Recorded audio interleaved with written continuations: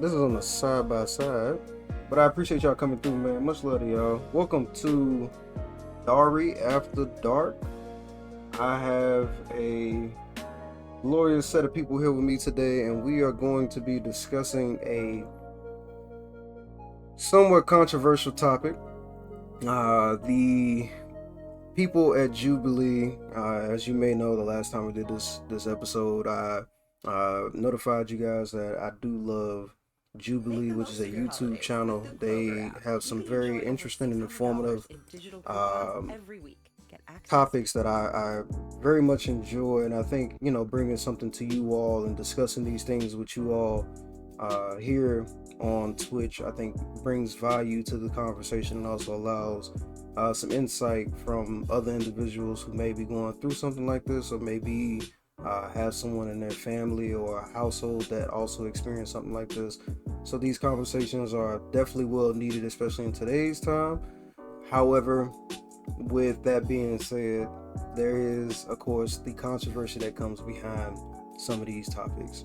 So today we'll be discussing, like I said, a controversial topic: fit versus fat. Now, after holidays, everybody got a good little food, you know, had some turkey, had a good little time. You know, most people, their resolution when it comes to New Year's and after Thanksgiving is get back in the gym, get your body right for the summer, right?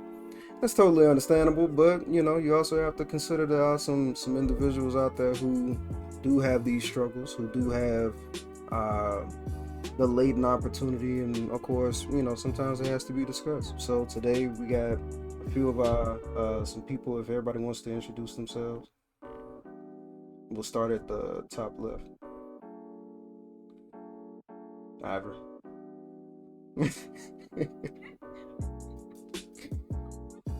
You in the top left. Red. That's it. That's all you got. And that's all I got. Back. All right. We'll go under Artismo Bread. That's you. Who? That's it. That's all you got. I've been fit before. I've been fat before. So right. Look right on. We'll go with what, since don't nobody know their position. Google, you can go next.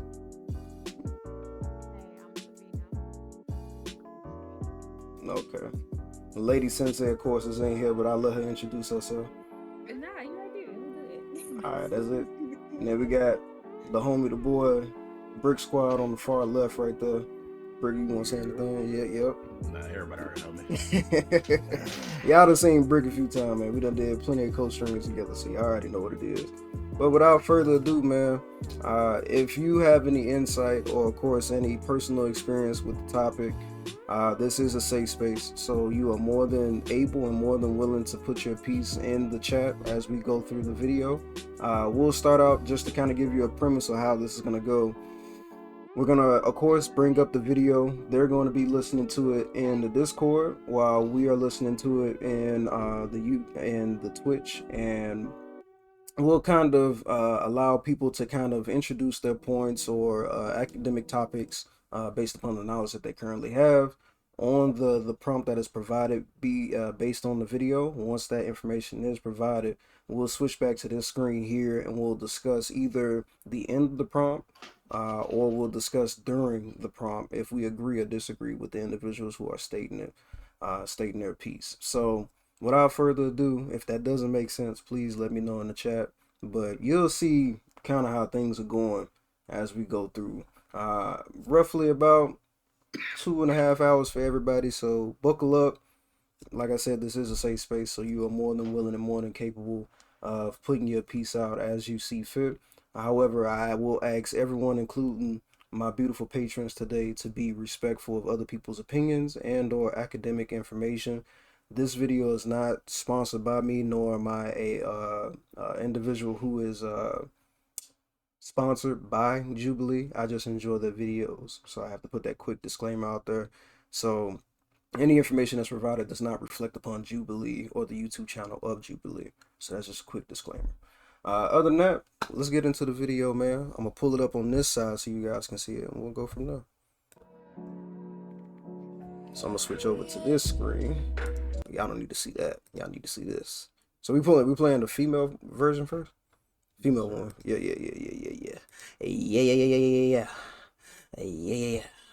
All right, let me make that big like that. There we go. All right, y'all. So I'm also tell y'all right now, I have not got a chance to like work out. This is a whole new screen for me, so I'm trying to work this out to make it work. Okay, so if y'all see me messing with stuff as we go, don't mind it. All right, Brick, you at the beginning? Yes, sir. All right, 3, 2. Consider me obese? I wouldn't say that you're obese, Okay. but it's like medically, So, you know. so like for So example, you're medically obese though. no, Yes. I've been medically obese since I was like 12 and I was not obese.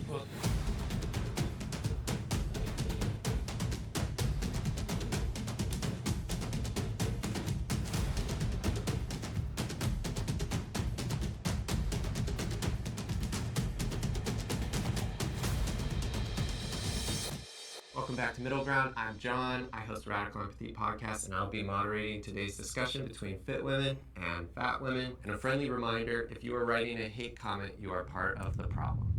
Our first prompt is, your physique is in your control. Will the agreeers please step forward?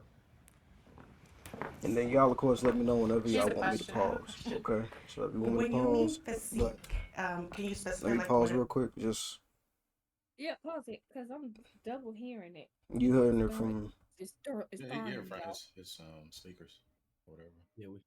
Okay, so I'll mute on my side. Thank y'all for letting me know. I'll mute on my side as the video plays, so you don't hear it both ways. Yeah, Okay. you know, it's messing with my, my touch of tits right now. Is it just doubling in the Discord or is it doubling? Just Discord. Okay, it's Yeah. doubling in Discord. Okay, so I'll mute myself in Discord. Okay. All right, and then so y'all know what the prompt is. Your physique is in your control, right? So everybody's following the prompt.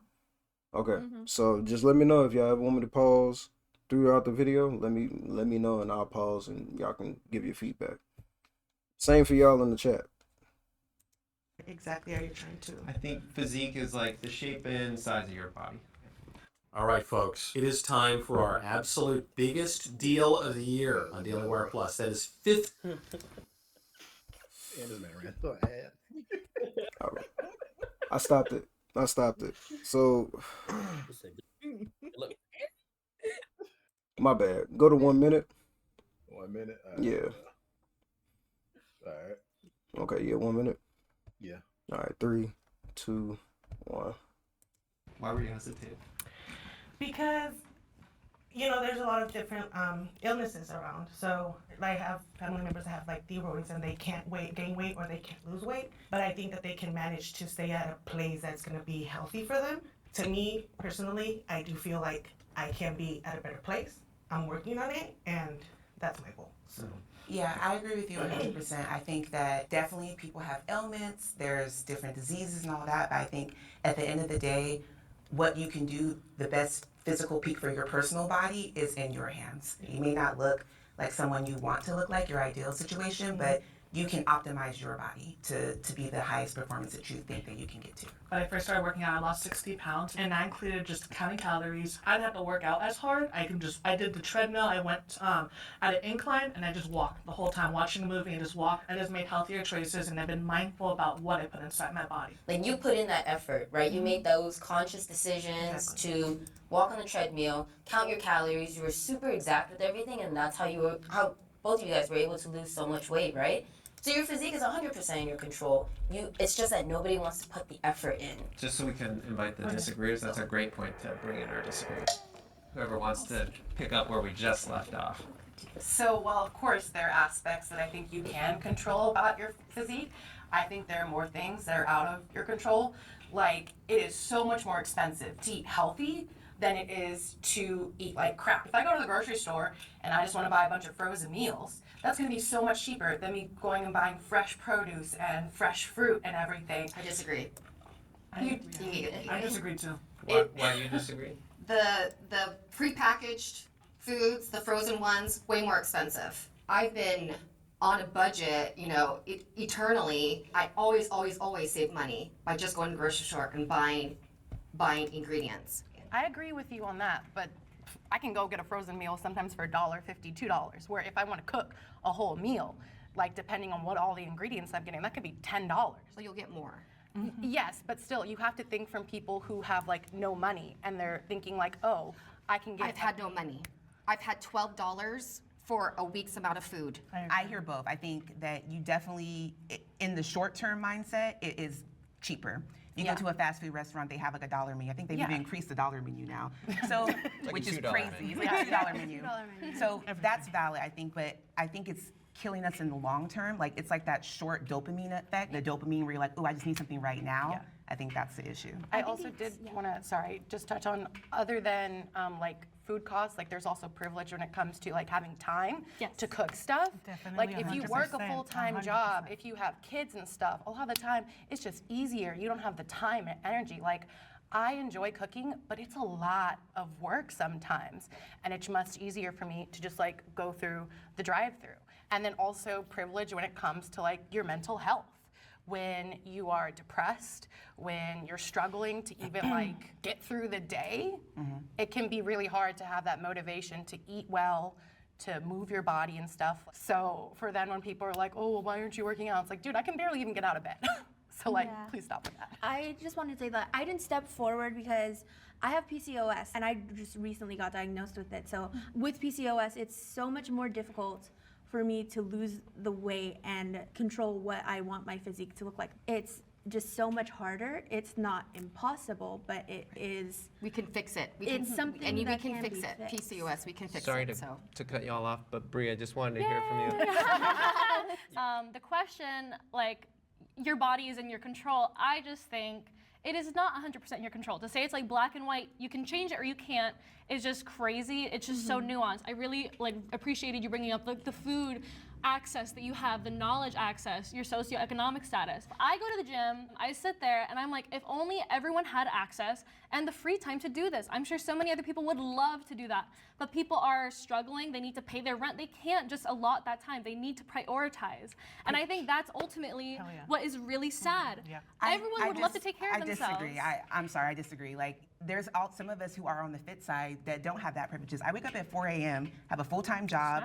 I get it done. At the end of the day, it doesn't matter. I want to be the highest version of myself, the most evolved version, and she has to show up. But your life allows it. No, Your I make my life allow it. Exactly. I You surround do, myself but with other that. people don't have the possibilities that you They have. do. They just Not everyone, no. And I also think there's You something need to be from said. Gotta put the effort in. That's it. But I also think too, like let's say for example, you're a teenager and you're like 500 pounds. Yeah, The absolutely. work that you need to do to remedy that is ungodly. Like that's really challenging. That's a hard agree. thing to do for I anybody. agree. As opposed to like me, I was really skinny and then I decided, oh, I'm gonna go to the gym. I put on my weight. The results are showing. It looks like I'm working super hard. I make these choices like go girl. Right. But that is not the same accessibility that someone can make that change for themselves in different circumstances. I agree. So I My think only that is, caveat is it's hard for both, but it can be done, is my point. Yeah. I wouldn't That's say my that it's only as hard point. for me as someone who's overweight trying to lose that weight. In my opinion. But do you believe that it can be done? I believe it can be done. I believe Okay, it can so be we done, but I agree. think empathy and compassion for the different circumstances that may stop someone from doing that is necessary. To see like, oh, get off your ass and like do all this, No one said which you're that. not saying, but I'm saying some people, commenters, Myron's might be not saying in this that. episode. Myra was the word. There is a spectrum for your body. Our height isn't under our control. Our fat distribution, our bone. All right. So, what do y'all think so far, based upon what you're hearing? Physique. Remember, the prompt is your physique is in your control. Based upon what you're hearing thus far, how do you feel based upon what you're getting? Well, if nobody gonna say nothing, I do agree with sister girl. I mean, it is in your control.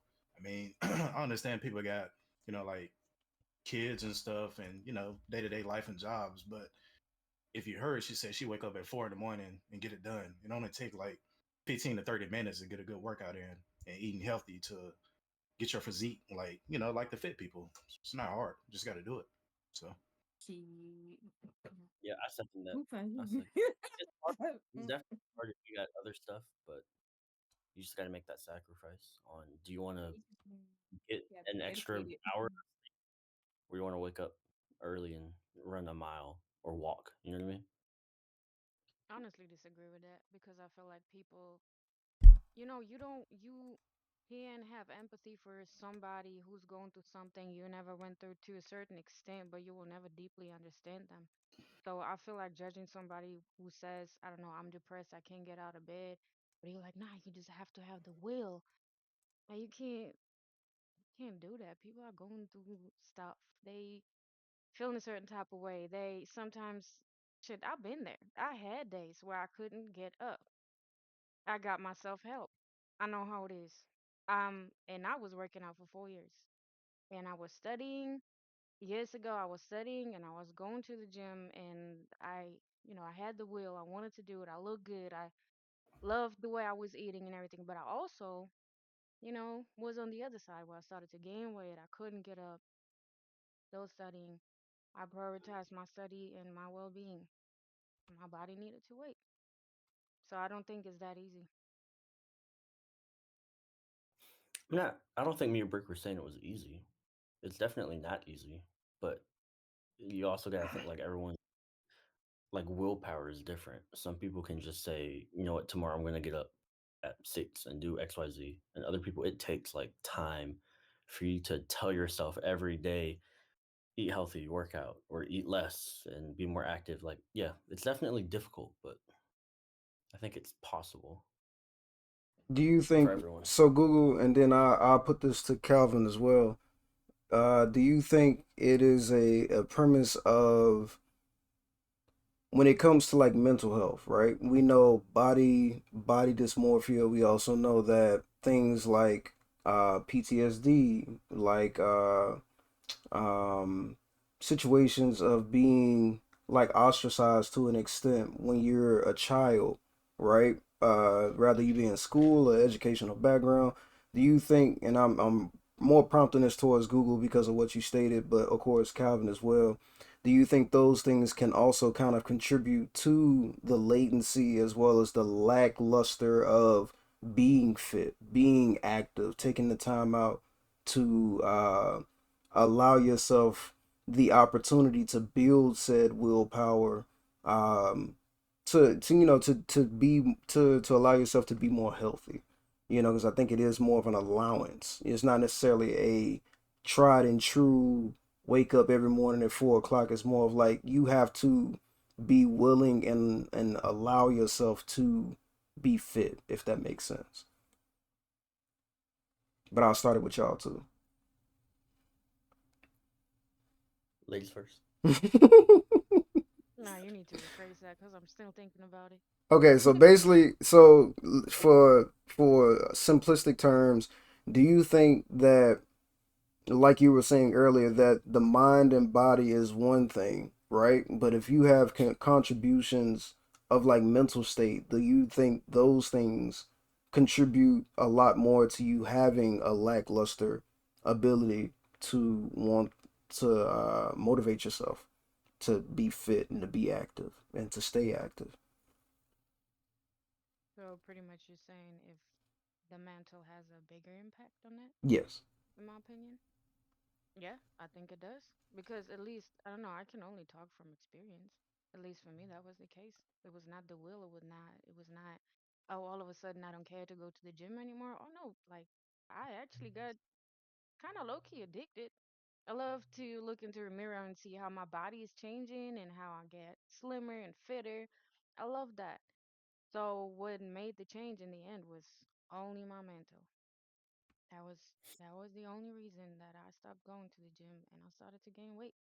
And also with that being a female, when we not doing mentally good, our hormones that can get, kind of out of control, and that can have an impact on your metabolism, and therefore it will slow it down, and then you just keep gaining weight. Because for me, I did not change, like I did not change the way I was eating or anything. I just started to gain weight.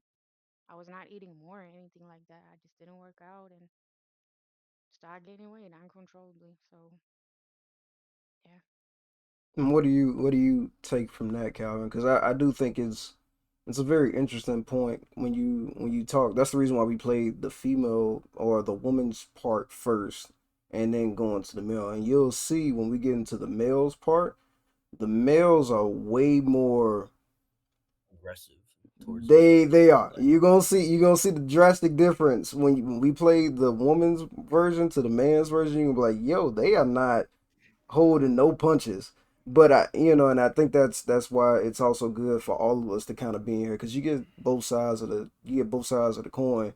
But hormones also play into the fact of why men don't also work out, and there's also a mental thing that goes into it too. So, how do you feel based upon what Google has stated thus far, or how do you I perceive that per kind se? of agree with her with what she just said because I think your mental health definitely does give you that energy to do it or not. Because there are days where there are days where you're depressed and you can't even eat. So I jump off le- the thing. That's Naja, suspicious. Naja just snuck in here, sax boy. I mean, he could have said he could have You could said have something. said something. Doodle. God damn. You told me to just jump in, bruh. I did. I did tell you to just jump in. Uh, Naja, can you pull up the Discord, please? It'll allow you to see, and then make sure you turn on the video and the YouTube. You can either do it on the YouTube or Discord. It's gonna be a little late on I mean, not the YouTube, the Twitch. It's gonna be a little late on the Twitch, so it's probably better for you to pull it up in the Discord if you can. If not, then don't worry about it. Yeah, you have the video paused right now, right? Yeah, it's Yeah. paused. Okay. Okay. But Calvin, my bad. Didn't mean to cut you off. Sax was just. no, you good. There's definitely times where your mental health is so bad you can't even eat. So I don't expect you to work out Right. or eat healthy if you can't even eat or wake up in bed. But um, I've never personally had any issues with hormones. Like as a man, I've never questioned it. I've never looked into the science. I'm sure there is. And like you said, I watched the men's video before I watched the females video, and you're right. The men are like just they're killing each other when it comes to the body. And then the female video is like a very civil conversation about it. So there's a huge difference with I guess the way men and women are both raised and taught about your physiques. 100%. 100%. I think it definitely our hormones contribute to. I mean, testosterone is the biggest contributor to us being in the gym, right? We all Hmm. know that. As a man, if your testosterone is low, you won't have the aptitude nor the encouragement from a chromosomal level to actually want to do something about your body. You have to have like your testosterone levels have to be at a substantial standpoint to want to be physically adept.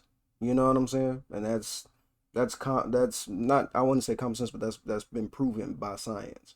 The higher and it actually increases your testosterone levels the more you go to the gym as a man, Hmm. right? So even it is based upon our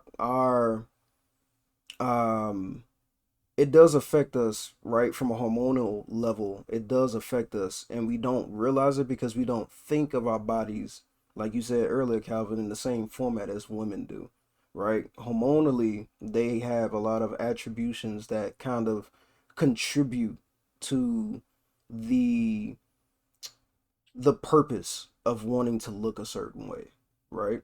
Vice versa to men, that is more of kind of I mean I don't want to continue to use big words, but I think the best way to kind of wrap this up is that most men get influenced by what we see mostly on TV, right? So if we see Jason Momoa walking around with a six-pack, we like, damn, I want a six-pack, you know what I'm saying? Like, and that just What's that that fake just for? You even see it in like So my ivory. motivation. You can see it in like What motivation is when It like what is does. It that does face? motivate you. But like you motivation. seen when I seen 300 for the first time, when I seen 300, even when I found out 5 or 6 years after I seen the movie that most of those abs were spray on, you was still like, bro, like I want those abs. I don't give a damn if they spray on or not. I don't care if they had suits on. I still want Spartan abs. I want to look like a Spartan. You know what I'm saying? a woman, I think, affects them differently because emotionally they're looking at like the women on Victoria's Secret, or they'll see the women on, well, Victoria's Secret now allows like plus size models and stuff, which is good. The contribution to what they want to obtain is a lot different than what we want to obtain. We want to look like the warrior, in my opinion, right? That's like the common goal for I would say a good amount of men, is that we want to look like the warrior. Vice versa, to women want to look a little more sexually appealing, but also feel comfortable in their own skin. It's a contribution of both. You know what I'm saying? So Long as I don't look like no beach whale, I don't care. you don't look like no. A beach whale, I don't care. No, yeah. I don't care. Masax, boy, I know you just got in late.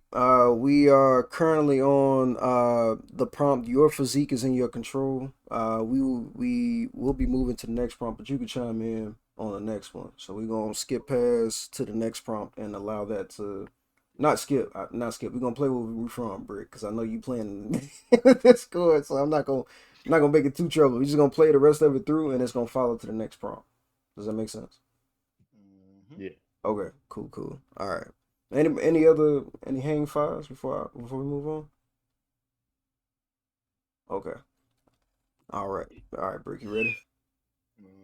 3, 2, 1. Density, our muscle density, our metabolism. Yes. These are all things that make up who we are. But in that spectrum of health, absolutely, we can change who we are with what we got, right? And then we'll stop right there and move on to the next one. Body positivity can promote unhealthy habits. Will the agreeers please step forward? Hate YouTube ads? You need this Chrome extension. I feel like I just found a Google cheat code. This Chrome extension lets you More such.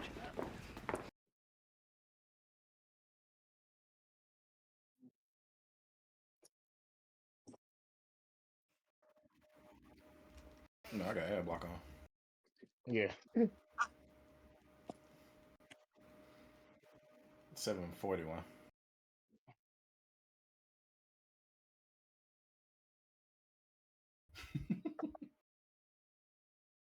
That's where it can get kind of toxic. I don't look like how I looked when I was 20.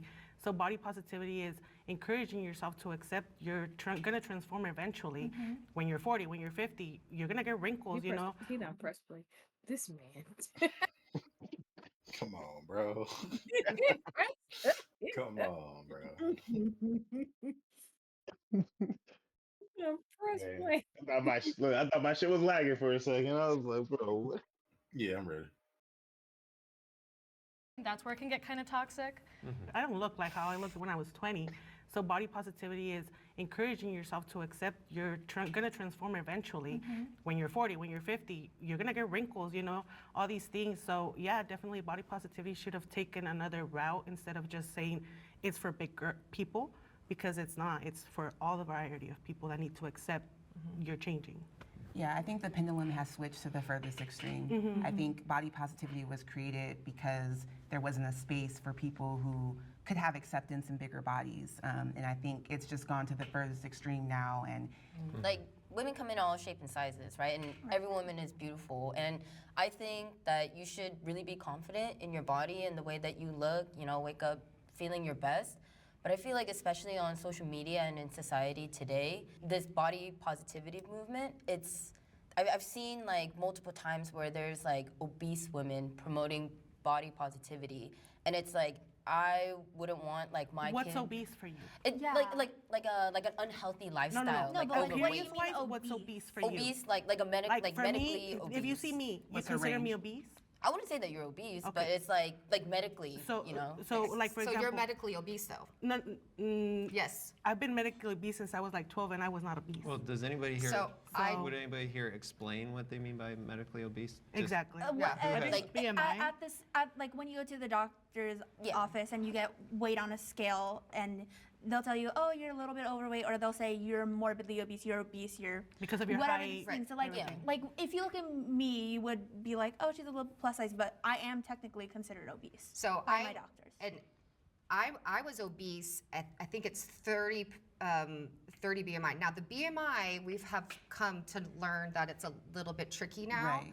It's not the most accurate. Right. But that's what it's based off. Yeah. But Right. so correct. But now that when I was a size 14, I was considered obese. It's smaller than we think. I think an obese person, and this is not, calling absolutely anybody obese, but I think a person that can be considered obese will not be able to go on walks. They will lose their breath. For me, because I am a person that I'm big, but like I said, I'm still able to go on hikes and I won't lose my breath. I can go on runs, I can exercise. So if for the doctors I'm obese because of the size and the stuff that I am, for the doctors, for me, it is not the way that it works, because an obese person, I've had friends who are skinnier than me. We go on walks and they're losing their breath. So for you, obesity is just the health parameter of how physical you can be. For you, it's not a physical manifestation of the body. What the doctor, when that doctor says that bad word, he's looking on a chart versus saying you can't. How many people have been bad diagnosed? But listen, he's not saying you're ill and you can't walk up that hill. I've had doctors say that to me. You go, I have that. I've had doctors I'm say that obese to and me. I can still walk up that hill. And that's what's fabulous about it, right? It doesn't automatically mean you're ill, but also down the road, absolutely it's going to mean you're ill. You're lucky with your genetics currently. Down the road, it's not going to be the same story. But this is the thing, you think they're genetics, but since I was really young, I'm active. I'm an active woman. I never said you're not active. No, I know, but I'm just responding to what you're saying. I know you're not saying that I'm not active. I'm responding to what you're saying about the doctors and stuff like that. Yeah. Because I have had doctors tell me that. Tell you what? That I'm obese and that I cannot exercise, that why am I not exercising, why am I not doing the effort. There's doctors that have bad diagnosed me for things that I've never had. And I've gotten medicated for things that I've never had. So it's like, it's everybody, it's different. They're killing us too. So We went down a tangent Yeah. for a minute. I wanna. Oh my God, you could we're say talking that. about we're talking about body positivity, Yes. whether we think it promotes unhealthy habits. We're gonna bring in our disagreeer. Oh my God. And then continue the convo. Yeah. So I didn't step forward because I really hate the toxicity that has come from people being like, oh, body positivity promotes obesity and blah, blah, blah. I hate that so much. I think there is like the minutest people who are doing that. The vast, vast majority, I do not think promote obesity. Body positivity, to me, is just loving your body, accepting your body how it is, and not hating yourself. Like, you shouldn't have to wake up every day because you're 400 pounds and hate yourself. Like, I don't think anybody should be hating themselves. So that, to me, is what body positivity is about. And it's also about equality in how people are treated. Like, for example, Lizzo gets called out so much on like, oh my God, she's out there with her ass and stuff. Like, ugh, it's so disgusting.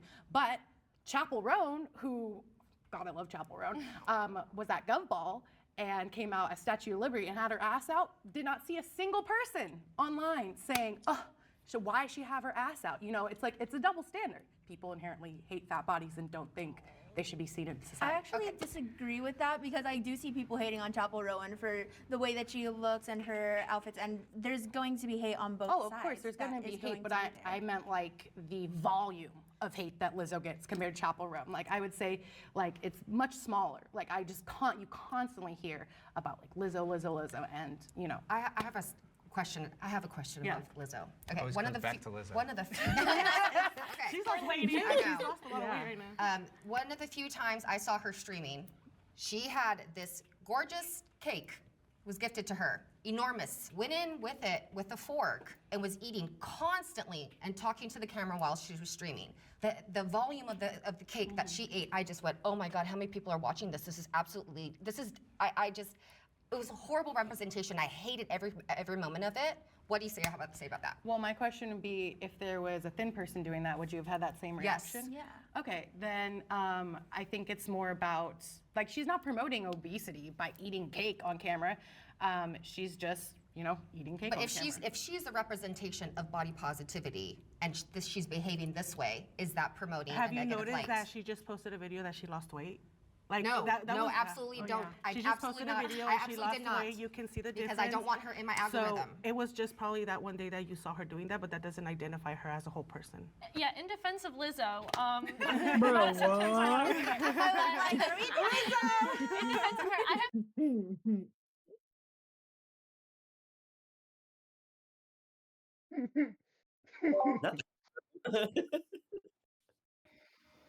have Lizzo. Let me switch screens over here. All right, so how do y'all feel thus far? How's this aligning with y'all right now? The person that spoke on positivity, I agree with what she said. It's about, accepting yourself. What everyone else is saying, I don't know. I got mixed feelings on that. The one that came at the end, the one in white. Yeah. And you mean the lady in the The white, right? disagreeer. Yeah, the disagreeer. Okay. And what part of that do you not align with? What are y'all not aligning with? What makes y'all feel like this? I would say not align. Okay, you wouldn't say you don't align. So what do you why do you kind of disagree with what she's saying? Because everybody's kind of on the same page. Why y'all not agreeing with what she said? Y'all all said y'all said y'all didn't agree. Everybody sounded okay up until she came into the mix, and y'all was like, I'm not really. Yeah, that's not really. No, I agree with her. I ain't say I disagree. Okay, you were one out of the many. I'm saying everybody else was like, That was cool until they said Lizzo was eating the whole cake on the stream. That's all I'm saying. That's just not gonna work for me. That's big back energy. That's mattress back energy. There's no reason for anybody to eat a whole cake on the stream. That's just ridiculous. I'm sorry. So okay, so with that, Lizzo is right. Since we're on the topic of Lizzo and they on the topic of Lizzo, Lizzo is considered a body positivity influencer, even though she makes some music, even though she has the flute situation and all the other stuff that's going on. Regardless, she is known as a body positivity singer, right? So, do you think she is promoting unhealthy habits based upon the prompt? Being if as she how posted a she video is of her a eating a whole cake, yes, that is unhealthy no matter how big or small you are. You should never sit and do something like that. That's ridiculous. That doesn't promote anything but a trip to the ER. That's not how you do it. That's just not okay. She could have just cut her a nice little slice. It would have been a I big feel like slice. it's up to What? I feel like it's up to everyone's interpretation on if she's promoting it or not. I mean, ideally, if you know you should eat an entire cake, I mean, watching someone do it don't mean you're gonna do it. So, True. Yeah. You would think that, but it's 2024 and people have two brain cells. survival of the fittest. Some people would look at that and agree with it. Maybe she did that on purpose because she knows that a lot of people are hating on her for loving herself. Maybe she was like, you know what? F all of y'all, pretty much. I eat a whole ass cake in front of the camera. Baby, well, she gotta figure out a different way to show she love herself. Nobody know whole that ain't it. Look, I mean, I think she lost all that weight, didn't she? Though. I don't. Yeah, and that's a good thing. That's a great thing. I don't know. I haven't seen that. I don't know. I I don't follow this. Instagram over. She lost a lot of weight. She looked a lot different. Like a lot of weight, as in like a few, She like a looked few like a pounds, completely like a different few hundred person. pounds. She looked like a completely different person. So she did a She Jennifer done Hudson. slimmed Is down. basically what you getting at. She did a Jennifer Hudson. Wait, she not Jennifer Hudson size, but she getting to a Jennifer Hudson size. Okay. Oh, she did. That's okay. No, that's what I'm saying. She lost a lot of weight. She did. I kind of want to pull her up. She looked She different. did her thing. She did her thing. I was like, Hey, disciples, y'all pull up a believe it when I saw picture. it. Y'all pull up a picture of Lizzo for me. Yeah, everybody else will look at it. I'll look at it later. I don't like, cause to me, right, and I don't like, I'm supposed to be on the back end and let y'all do the thing, but for me, I don't think Lizzo does promote, and that's what she came out as a body positivity influencer for more plus size women. That was the whole purpose of her being introduced to the world in the first place, right? That's her brand. That's literally her brand. You get what I'm saying? So there are things that, and mind you, right? Your size is based upon you, right? If you're gonna be a big girl, you're gonna be a big girl. You're gonna be a big dude, you're gonna be a big dude. You're gonna be a small dude, you're gonna be a small dude. There are other things that contribute to that, but you have to take it upon yourself to change those things. That's where I stand, right? So with Lizzo being the brand of body positivity and her size before, of course, she lost all the weight, being out there and promoting the things that I have seen her promote, plus the cake. This is my first time hearing about the cake, but before the cake, there are things that she has promoted that I wouldn't necessarily agree with because of the simple fact that it does promote a unhealthy lifestyle or unhealthy habits, right? And that's the whole point of the prompt. There was the situation of her, I think she was like, if I remember one video I had seen, she was walking and she was doing like a mukbang at her house, and she was at a pool. She was like at a pool, she was getting in and out of the pool. I was like, oh girl, big girl getting in the pool doing her thing, whatever. Like but that? She a big girl. I'm not gonna sit up here and sugarcoat her. She a big girl. But anyhow, right?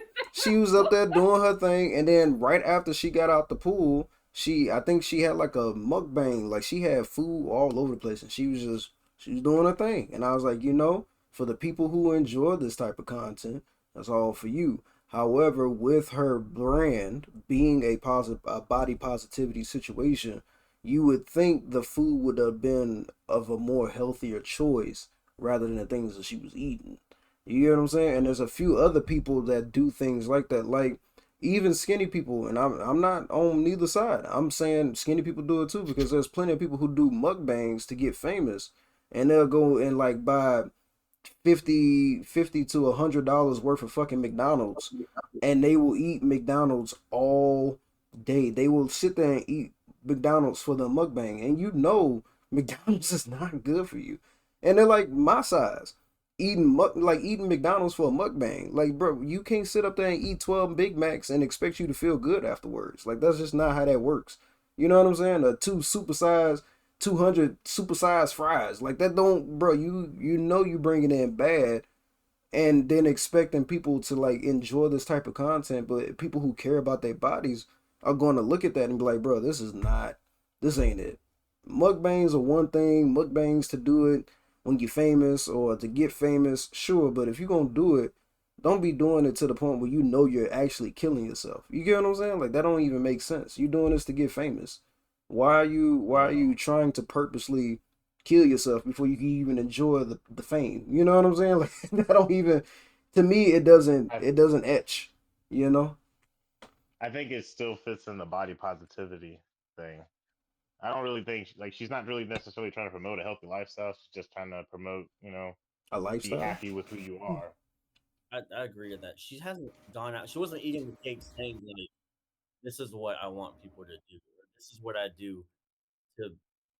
I don't know. Like, body positivity is how you view yourself, which is true. Definitely true. It's not always about the healthy side of things. I understand, coming from your perspective. But maybe that was not her intention. She wasn't trying to. But people are greatly influenced by influencers. I mean, do you get what I'm saying? There are people trying to be Logan Paul right now. When Logan Paul knocked out that first dude, there were men walking through the street, literally putting themselves on Facebook and YouTube and all the other social media sites, knocking out random people in train stations, knocking out people and knocking them into the subway rails. Like, this was a big thing. You get what I'm saying? Like, people are greatly influenced by influencers. The dudes that are doing content now, where they going into the hood playing like they got a PS5 and then a gang, like gang run up on them. You know what I'm saying? They like, hey, bro, like, hey, what you doing up in my hood? And then they like, bro, I just came to bring my girl this damn PS5. And they're like, nah, bro, that's my PS5. And then they like, bro, and they trying to get views, but they putting themselves in danger. Do you get what I'm saying? And people are trying to copy that because it's something that they view as something that's going to put them on, and it's not going to put them on. It's going to put them in danger. You feel what I'm I saying? You mean, got to apply the same stances to food, to health, to lifestyle. You get what I'm saying? how freely can I speak here? Nah, bro, you good. Just don't be saying you already know this Twitch, so mind yourself. You know if you ain't supposed to say it, don't say it. But Well, I mean, say what you gotta say. yeah, Yeah, just say what a you lot of gotta people say. might not agree, but Nah, if it's controversial, that's different. But say what you gotta say. yeah, I mean, I believe in survival of the fittest. It's like, Oh Lord. people do stupid things, they gonna end up getting stupid rewards for it, That is true So too. That is definitely true. let them do what they do, Like, if they feel that's their ticket to making money, let them do what they do. If it don't work Monkey out see, for them, they monkey gonna learn do. from it. Yeah, I that think no, there's you're not wrong. right. So like, I think influencers should be held to a different standard or a more responsibility because, like you said, like people are influenced by influencers. Jake Paul or Logan Paul, one of the Paul brothers, wins a fight and everyone goes outside with boxing gloves on. Like he should know that people are watching him. But the prompt of body positivity can promote unhealthy habits, that's speaking to everybody. So the prompt alone, I agree. The Lizzo topic, I agree more with Nigel and the woman wearing the white dress because, like, you can say you watch I don't know, Tom Cruise, you love him as an actor, and then paparazzi catch him smoking a cigarette. He's not promoting smoking a cigarette. He's not out here like, you want to be like me, smoke cigarettes. Is he That's though? just him. I mean, Right? look, I love cigarettes have had a big from that example. Cigarettes have had a big motivator of why people got addicted to cigarettes in the first place. If you do the history, I ain't gonna get into it, but I get what you're saying. You know that what I'm was right. saying? But Actual prompt body positivity can promote unhealthy habits. I do agree to that right. because it's almost like with my mindset, it's almost like as long as I'm happy with my body, I'll do whatever it takes to get there. So if I'm okay with my shape and size and I want to go on a run the next morning, I can drink like a 16-ounce Red Bull and go for a run, which is not healthy, but I maintain that physique. And at the end of the day, I have body positivity, but I still drank a Red Bull at like 4:35 in the morning, which is not good for you. So I've like that's personal experience of unhealthiness. Hmm. Anybody? Brick, say something. You don't want me to say that. Nah, bro. Everybody, I would like for everybody to chime in and put their views on it because it does help. And like I said, this is a situation where people, I think this topic needs to be discussed more. Everything needs to be discussed more. People need to have the opinions out there so people can understand that there are views out there, but there's also the premise of having a level of respect and empathy for everybody. Yeah. Well, I think as far as like Instagrammers, anybody else being held to that higher standard, I don't necessarily agree because at some point there's always going to be someone that is going to not follow that standard, and then it's going to either skyrocket because it's different, and thus people are going to want to be or going to follow that. So, like a majority of the world wants to be healthy, there's still going to be a small percentage that are going to promote unhealthiness. And if the role was reversed, it'd still be the same thing. So I don't really think there's a. I feel it's really up to the interpreter. So like if a person watches Lizzo and says, "Oh, she did it, so I can do it," then hey, let them do. But there's also going to be another person that's going to say, "Oh, nah, I ain't gonna eat. I ain't gonna eat. I'm not gonna eat an entire cake." Because I feel like that's common sense. So that's what I really think it boils down to. I don't know. Somebody may eat that whole cake. I'm just look. Eat the cake, anime. Common sense ain't common, bro. On me. Eat the cake, anime. You got. I'm sense ain't coming. Eat the I don't cake, really anime. think it's the body positivity itself that promotes unhealthy habits. I think it's the it's how the people want to interpret it. Interpret it? Yeah. Mhm. Mm-hmm. So it's not because fact is humans, most humans, they if they want to hate on something, they're gonna hate on something regardless. You can give them 1,000 reasons on why they should not hate on that person or on that thing or whatever it is about. If they hate something, they're gonna hate. If that bitter, that bitter. You know what I mean? So I think it's not the body positivity is not the issue. Issue is just like when people want to hate on something, they're gonna hate on something. When people don't want to work out, they're gonna find every reason. even if let's say that mentally okay, that body, everything health, like there are no issues. They just don't want to. They're gonna find reasons for not why they're not working out. So I'm just yeah, I'm saying body positivity ain't the issue. It's the person in their interpretation. Hmm, yeah, I can see where you're coming from. I think it's not necessarily about, at least for me, I don't think it's necessarily about hate. It's just I think everybody wants to put everybody in a certain bucket, right? And they want to put everybody in a certain criteria, right? Everybody wants everyone, or I shouldn't say everybody. I should say a good amount of people want a good amount of people to look like the Victoria's Secret models, or a good amount of people want a good amount of people to look like Halle Berry or Ariana Grande. You get what I'm saying? And Oh, that they look sick. hey, look, hey, some people don't, some people like that. Hey, look, Don't put some me in that look. category, baby. I didn't say I said a good amount of people. I didn't say everybody. I Not said a some good tweens amount of walking. people. I don't look like Look, that. Baby, as long as I can't carry matches on my back, I'm good. Don't tell me I want to like Ariana Grande, baby. Bo, thank you for coming in. Appreciate you for the subscription. Bo, Ariana subscribe. Grande couldn't carry a twig on her back. Her face so small, girl. No.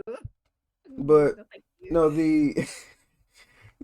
you get the gist of where I'm coming from. I think everybody tries to put a label on everything, and it's not necessarily hate. It's the premise of wanting people to view everybody from a certain perception. That's basically what I'm getting at, right? So you want to view certain individuals like you would view like a person in a movie or like a person in a TV show or whatever whatever you want to put in that fill a blank spot. And we have a natural assumption that the people that look like this are healthy and attractive and have a certain demeanor about themselves, right? And when you deviate from that understanding is when you kind of deviate out of that pool or you deviate out of that box, right? And it's totally fine it's fine to an extent, right? Because everybody views a certain thing like the Victoria's Secret models or like the models from Tommy Hilfiger as healthy, right? And everybody wants everybody to be healthy, regardless if you're a little bit, you got a little chunk, you got some rolls, whatever it is, you want people to be healthy, right? When you start to deviate from that health standard is when people get concerned. And that concern kind of turns into malice depending on who it's coming from. Do you get what I'm saying? And that's where the issue is. Healthy for everyone does not look the same. You know what I'm saying? Like some people, they can, like you might see a chunky person, be like, oh, she's unhealthy. When in reality, she's healthy. That's healthy for her. Like she don't need to be a size 2 to be considered healthy. Her being a size 2 can actually be unhealthy for her. You feel what I'm saying? So like people saying, oh, everybody want to look like a Victoria's Secret model. No, because if a person goes to a Victoria's Secret model, that could be unhealthy for them. Or if a Victoria's Secret model goes to the chunky girl, that could be unhealthy for her. So I feel like when people healthy shouldn't just be one thing because it looks different for everyone. You feel what I'm saying? Yeah, yeah. No, Yeah. I do agree.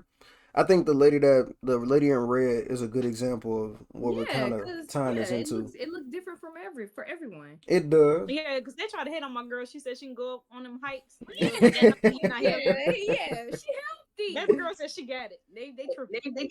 And I think She I think I contribute my level of health to that, right? That's the way that I see. If you're a bigger person, right? I'm skinny as hell. You know what I'm saying? So I own it. But I know that I can. Calvin, we can't hear you. As hell. I'm skinny. I'm skinny as hell, but I know I can lift weights. I know I can put some weight up. I know I can walk 3 or 4 miles without an issue, right? I know I can do that because my health is in that standard. You get what I'm saying? I can run through the beach with the sand on the ground, and I can get a few miles without being out of breath. You get what I'm saying? Or a mile or so without being out of breath. Not But I. that's what I and that's why I agree. That's but that's why I agree with the girl in red. If you're able to do those things, even if you're a big person, if you're able to do those things, like we had this dude, I think Brick remember. You remember we had that chief. He was like five, maybe 5'5", 5'4". I think he was an STG, and he was maybe like 280 at 5'5". So he was a little chunky, but this dude could run a mile and a half faster than I could run a mile and a half. You know what I'm saying? Yeah, he be getting it. So I'd be like, people like that, it surprises me, but it's also one of those situations like, okay, that's a healthy individual. You get what I'm saying? He's able to run a mile and a half without being winded, even at his size, right? And that's what I would contribute to a healthy individual. If you are a big size person, but you can't make it up a flight of stairs before you get the wheezing, I'm like, you're unhealthy. You get what I'm saying? You need to go and do something about yourself, because all of this inside you should not have issues with what daily activities normally contribute to your daily life. You get what I'm saying? Yeah. Does that make sense, right? Yeah. Okay. So yeah, I'm with my girl in the red. You know what I'm saying? Health, it look different on everybody. You ain't gotta be a twig to be healthy. You know what I'm talking about? All right. Any hang fires? I got a hang fire. All right, bro. Go ahead. It's for everybody in the group. Do y'all consider the girl in the red to be healthy, in y'all opinion? She's healthy. My girl said she can hike, she No, can but run, she but lift from weights. y'all, Do y'all Yeah, consider her I healthy? can't run. Yeah, she Can't healthy. lift no weights. Can She look perform, fine. She look walk, good to me. run, lift stuff, Yeah, stand for. she can. She can. She said she don't run out no breath, no nothing. Let me go on a run, baby. A minute down the road, out of breath. So, she healthier than me, so it don't even matter. I also think like it goes deeper than that. Like it has to go with like your subcutaneous fat, your visceral fat, like where your fat is or your organs. Like I'm getting really deep into it, but that's the part that I start look deem healthier in that, because you can look skinny or you can look big, and if you got a crap ton of fat pushing around your heart, you're not healthy. Yeah. You know, Well, or if you got, surprised I can't look at the fat around my heart, but I tell you this. oh my god, I think she looked fine. She yeah, looked good to me. yeah. We talk She about ain't like winded walking back that line, so she alright. Even what? What you say? I said blood she not. pressure. She come up and back and forth from the line when she come to sit down and stuff. She look fine. She thick, but she look okay to All me. She right. look See, healthy. look. Hold on, man. Hold on. See, this is my issue. What? See, this is where I draw the line at, because everybody be talking about what is the definition of thick? Because I'm confused. that's not thick to me. I She's don't a want to say big. that. She's thick. She Nah. thick. She She got thick. meat on her bones. She thick. She Yeah, chubby. that's what thick mean. Yeah, she got Meat, meat yeah, on the she bone. meaty. She thick. She look good. Look at her. She look good. With a C or with a K? With a K. She look good. She look good. Not with a C. With a K. Look, I ain't trying to. Oh my With a god. C. But for real, she look good. She's thicker than like the girl next to her. She's thicker than her, but she not. Yeah. She look fine to me. Yeah. For clarification, how you spell it? Y'all ridiculous. She thick. She look good. I'm gonna leave that there unless somebody want to make a comment. I'm just leave that. I'm gonna leave that alone. Now you thinking of thick ass and titties. We ain't talking about that. No, to me there's a different level of thick, That's right? why. Yeah, that's why you got thick There's with a K. no You got thick thick with a to C. me means an You entirely got thick different with a thing. T. I You want me to say it? yeah, bro. You can say it, bro. You can say So it, bro. when I think of thick, obviously that means you have a little meat in your bones, but the difference is some people look good with with meat on their bones, and some other people don't. And obviously, the person that looks good with the meat on their bones is considered thick. And okay, I'm gonna just leave it right there. Yeah, I'm just leave it. Yeah. I agree. I second that.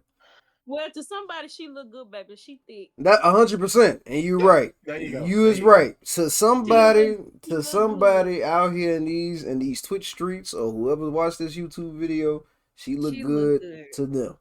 And I'm not saying she look bad. She just ain't what I would Your cup of consider. tea. Man, She ain't my hey, cup of man. tea. Leave- That just leave it leave it there. there. That she just not my cup. She not my cup of It's in the tea. beauty of the beholder. Yeah, she look good. But I think she does have an attractive face for sure. I'll put that out there. She has an attractive face. I'll definitely put that out there. All right, Brick, whenever you're ready. All right. 3, 2, 1.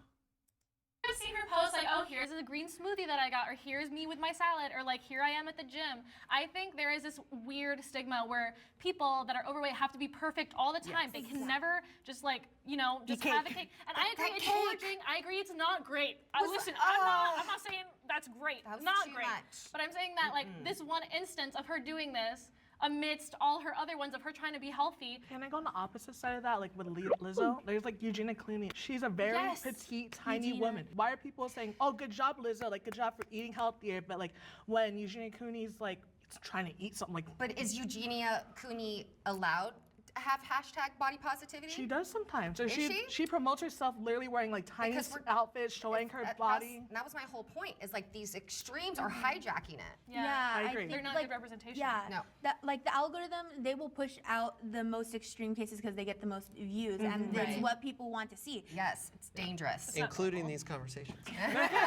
Although this one's pretty reasonable. All right, let's reset. No matter who you are, there's no denying that injuries can really put a damper on your everyday life.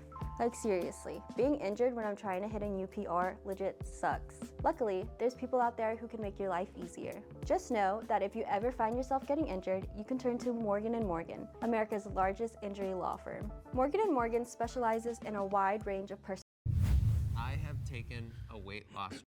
Morgan. I'm already there. 16:33. Hey, bro, mine keep going to 38.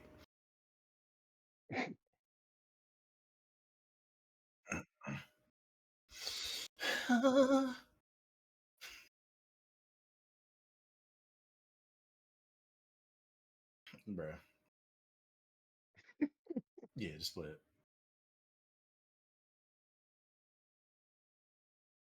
Drug. Will the agreeers please step forward? I guess everybody's perfect. I'm like trying to see like what do we define as drugs? I think we're talking about the Like weight- those Girl, stop playing. Yeah, I'm sorry, wait. y'all. Well, any Like diet pills? any drug that you've taken. I'll- Sorry. You Yeah, know come on damn in. well Let's you hear know your what they story. mean by drugs. I have used weight loss drugs before I knew the power of them in college, and that you could get them over the counter, but they were incredibly strong and probably needed to be controlled at that time. But I was just so obsessed with my body size. I've pretty much my whole life, and that's just the culture, American culture that I was raised in and lived in, and so I would try drastic means, and I've done things that would just get you super wired. Even as an adult, once I figured out how to eat, I gained the weight back during the lockdown, like a lot of people did. And I go, gosh darn, I was so upset. And I took a prescription weight loss drug that was prescribed by a doctor, and I was able to drop the weight quickly. I used it as a biohack. I used it short term just to get the weight off, because once the weight is off, now it's on you. You have to know how to eat. So this is more recent. Yep, and this is absolutely recent. Was too. it like Ozempic, something like that? Phentermine. You can get it prescribed. It's a controlled substance. It's hardcore, but it takes the thought process out of your mind. That thing, that monster that always tells you you're gonna get your next serotonin kick by that food, and you're hyper-focused on eating, and it takes that monster, it stops talking. So now, when the monster stops talking, you go, I can control this. I can make changes in my lifestyle in order to make healthier decisions to keep the weight off that I just lost with this drug, and Yeah. I was so desperate to lose weight. I was like on TikTok scrolling through and like they were sharing like, oh, this drug does this and this is that. And I was like, okay, I'm going to go ahead and just blindly buy this thing, and showed up at Do a you know horrible kind of time what for kind me. of drug it was? It was a pill that I took, and it like suppressed my want to eat food. But it also like had some really bad side effects. Like when I would eat, I would feel sick after, and I realized like, oh, I'm feeling horrible all the time and having this energy low and like just feeling physically sick. How long were you on it? I was on it for 2 months maybe. Did you lose weight? I lost some weight, but as soon as I got off of it, I gained all of that weight back. You I have, to, gained you it have to know what to do all back. once you're there. Exactly. What are you gonna do? Exactly. It was Yeah. like the crutch, and like you just relied on it so much, and then once it was gone, you had to do your own thing, and you have to figure it out. you had to figure it out, and the pill was doing all that for you, and then for me, I gained more weight than I lost when I was on it.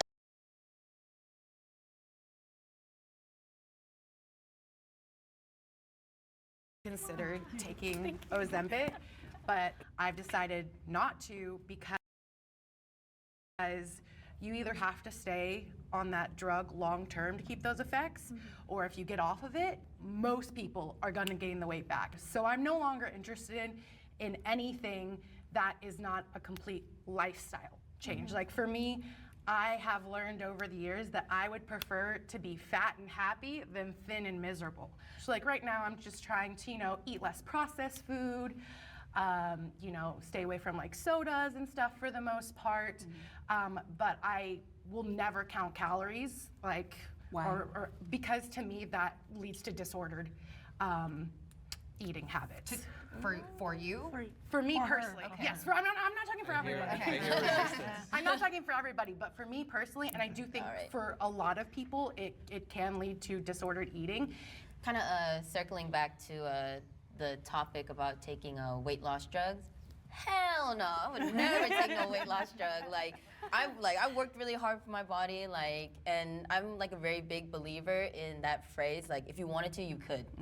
Wouldn't you be so much happier if you lost the weight and you look back on it and it was like, yeah, like I did that. Exactly. Like that was 100% all me. I didn't need no help. I didn't need no cheat codes. Like, this was the work that I put in, and I got the results that I wanted. And that was the mindset that I wish that I had before I took the drugs. Yeah. Because like I was super naive. I was like 18 years old, Right. and I had no knowledge about anything. And I was looking for a quick fix because all these people were telling me, "Oh, you need to lose weight. You need to do this." And that was in my own household. So it was my family telling me this, along with my friends and everything like that. It's a lifestyle change ultimately. These are tools that you can utilize, but if you are not changing your lifestyle to go with it, then what will happen for you? And so I think that's really ultimately what it is. If you're not ready to commit to the lifestyle change, using these tools is not going to help you. When people do these quote unquote shortcuts, a lot of the time, like mentally, they're not there. So they lose the weight and then they're still like not fixing the problem. Exactly. It was this quick fix, and now that it's, they get off it, like everything mentally like that they were at when they were at a bigger weight is still there because they didn't put in that mental work, like doing it on their own. For example, we gotta reset for the next one. I'm getting the signal. Oh, don't piss me off. What the fuck her name is?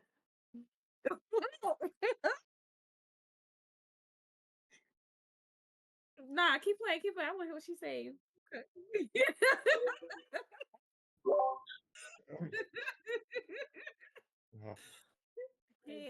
Snap.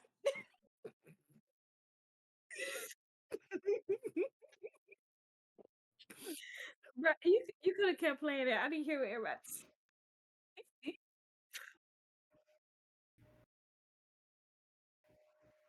Yeah, don't take no drugs. Don't do drugs. It's bad for you. It ain't worth it. I got Ain't. a loose. What do you say? A loose something? Hanging something? You said something earlier. I got something to say. I got a hang. Hang. Please don't say I got. that. So weight loss drug, right? We know fat burners are scams because target fat burning targeting exercises and drugs are scam. You can't fucking do like my bad. You can't freaking do like you can't do like 142 crunches and have abs. Like you're gonna build those muscles, but that layer of fat on the outside is still there, you know? Right. Um, but I have taken hydroxycut, which is essentially Calvin a does drugs? What? but it's not I think it's listed as I think it's listed as fat burner, but for men, when you read into it and look at it, it's not. It doesn't promote like, hey, it targets your core or whatever. It has a shit ton of caffeine, vitamins, and for pre-workout. So it helps suppress my appetite, and it gives me like an extra hour in the gym. So when I was working out a lot, I would take my hydroxycut, and I was going crazy. Did I lose weight? I didn't track my weight. I tracked the fat because I used my little BMI scale thing. So I did lose a shit ton of fat and gained a crap ton of muscle. But like one of them said, I had to drink like close to a gallon of water a day. Yeah. And I had to work out like a lot. And Yeah. if I wasn't on the pill, I still would have been drinking water and working out. But my results would not have been as drastic. Like I would not have looked the way I did when I was on it. I still take it, not as often because I don't work out as often, but I definitely use it for the energy and to help me when I do work out. It works instantly. Like if you read it, it says like start with 1 or 2 pills day one, and then by day 3 or 4, take 2 a day. But side effects caused are like jitteriness. If you don't drink water or work out, then your heart can have issues. But like I feel like it's with anything, you can drink I literally have a Red Bull like right here. Like if you drink this and do nothing, you're gonna feel it, and not in a good way. Right. Calvin, you do drugs? That's Calvin. crazy. Calvin doing drugs. That's crazy. It's no different than like peanut butter or creatine. Like Yeah. they have That's true. they have what comes with them. You can take creatine all day, but you're not going to lose weight. You're actually going to get bigger if you take creatine and do nothing. Right. Or protein powder, So everything has its purpose, and you got to really learn how to balance. But I don't think there's a magic pill unless it's prescribed. But even then, I don't need prescribed anything. Well, me and Brick for sure know enough people that are taking hydroxycut to make it past standards for the military so they can stay in. So There's plenty of days, bro. I'll take a lot, like leading up to a PT test. You do great, but then like if you don't work out afterwards, you won't gain all the weight back. But the fact that you're not working out afterwards is what's causing you to gain the weight. Like I never got addicted to it. I never was like, oh, I need it with my morning coffee. Like, no, it was never like that. Right. So what do y'all? So let me ask y'all this then. If there was a miracle drug, right? And I know this is this is hypothetical, but if there was a miracle drug where you didn't have to go to the gym at all, and they kept you within the body standard that you find acceptable, would you take it? Yes. No.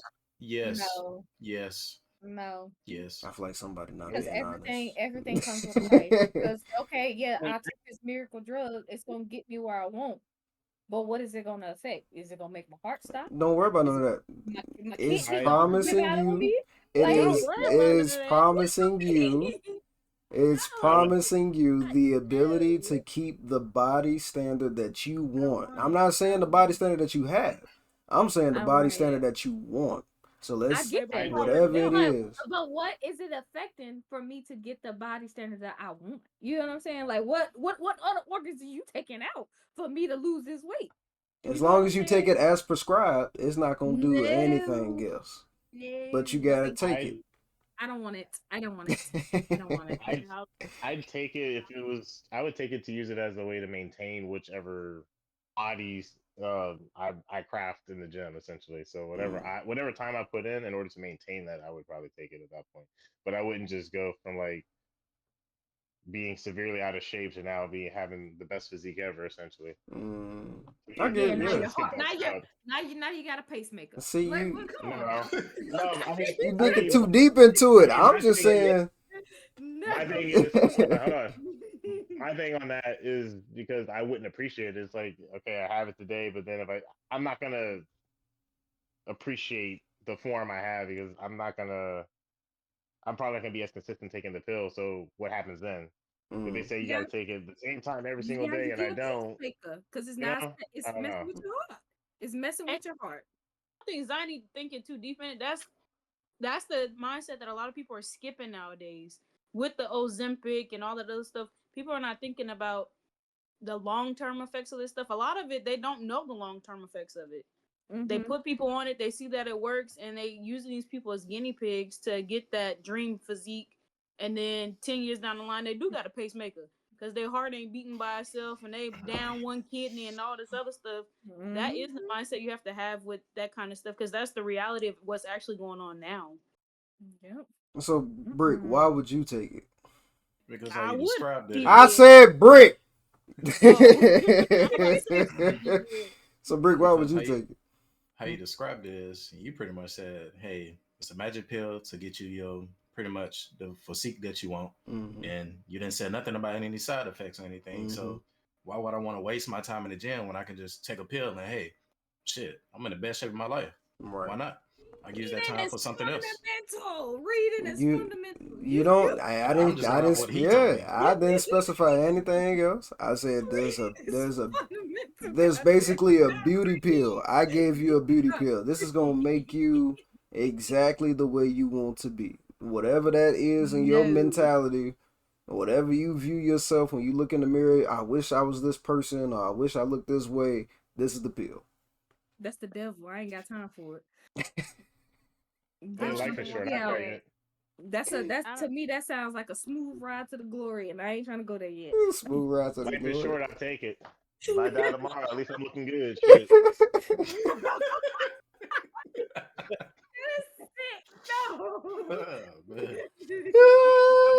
I'm trying to get used to that type of mindset because if there's a pill that put me in the best shape, in my opinion, right?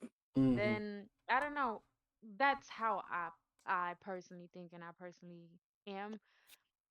As soon as I'm gonna get old, and I will not like my face because of these wrinkles, I hope they're gonna have a pill to put that away.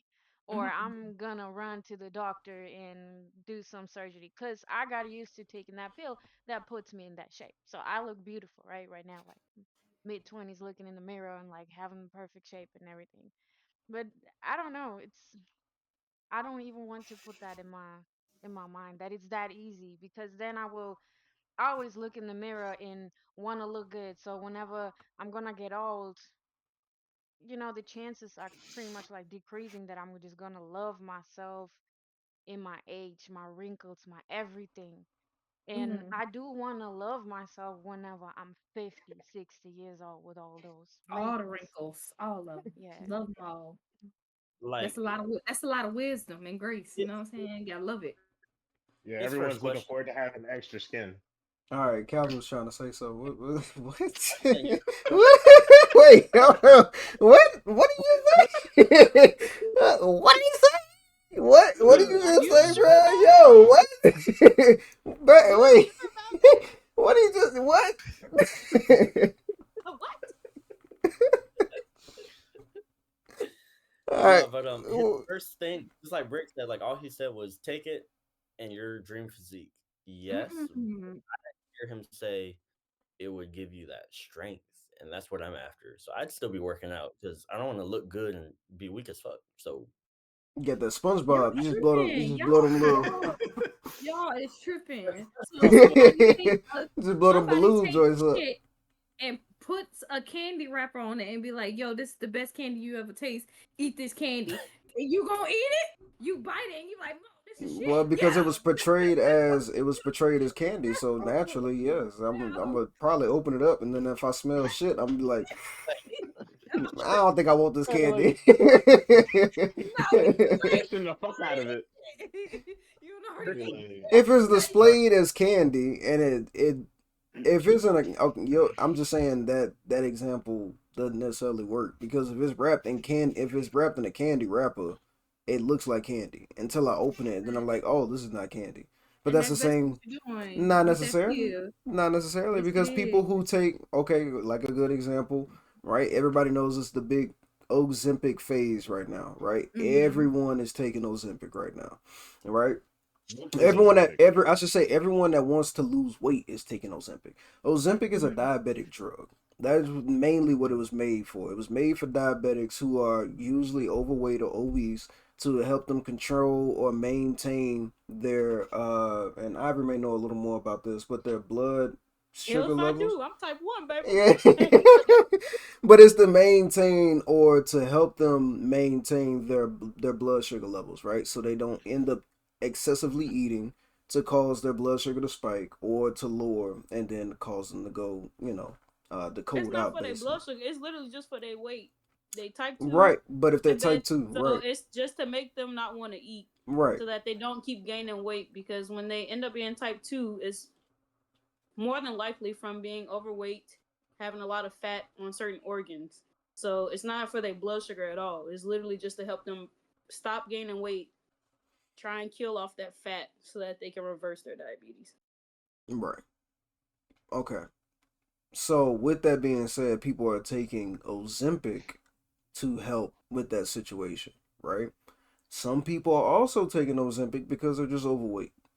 And doctors will prescribe, because we already know the pharmaceutical companies work that way, but they will prescribe it to you to give you access to a weight loss drug. And that's what has been advertised subliminally on social media as a weight loss drug, but that's not what the primary benefit that was not the primary purpose of the drug, right? With that being said, right, it is still in some formats considered, positively wise, a miracle drug, because if you take it, you curb your appetite tremendously and the weight will drop off you. And I have a personal experience of this, not with myself, but I've seen someone use Ozempic for 3 months and the weight dropped off them like that, right? However, the side effects do kind of contribute to possible future situations that will probably make your health a lot worse than better, right? But it helps with the beginning phases of you losing the weight, if that makes sense, right? So my question to you all is that with something like Ozempic, with the situation of taking a drug, if you let's put a hypothetical out there and say you are 200 plus pounds at the height size that you are, would you consider a drug like Ozempic with the current medical and health situation, hypothetically, that you are at, to ensure that you at least excuse me, set yourself up for success and not necessarily worry about the side effects coming into the future for you to be more healthy? No. Nah, probably No. That's interesting. Nah, you said 3, 4, maybe, but 200 plus, man. I feel like that's still in the range of you being able to actually do something about it. I'm saying you are big. Let's say you big. Nah, I just said that number ain't high enough. He said, give me a different one. What you need to be 300? You need to be 300, 400? You need 450? You need to be 450? Yeah. At your height, you need to be 450? I mean, do I need to be 450? Hell no. Come on, man. No, I'm saying, man, I know some people. I know some people, and I'm saying for them it might help, but at your height, you are 295 pounds, and you like, bro, I really want to get this weight off of me. You are your height at 295. Exactly. Go to the gym. That's 50 pounds more than what I'm at right now. So yeah, like that's not high enough for me personally. All right, so 325. Your height 325. Again, like maybe, like I said, 350 close to 4. I still feel like I'm in an attainable. I'm in a range that I can still take the weight off without needing outside resources. Yeah, it's not like to that extreme. I'm saying, like, I would say that's probably.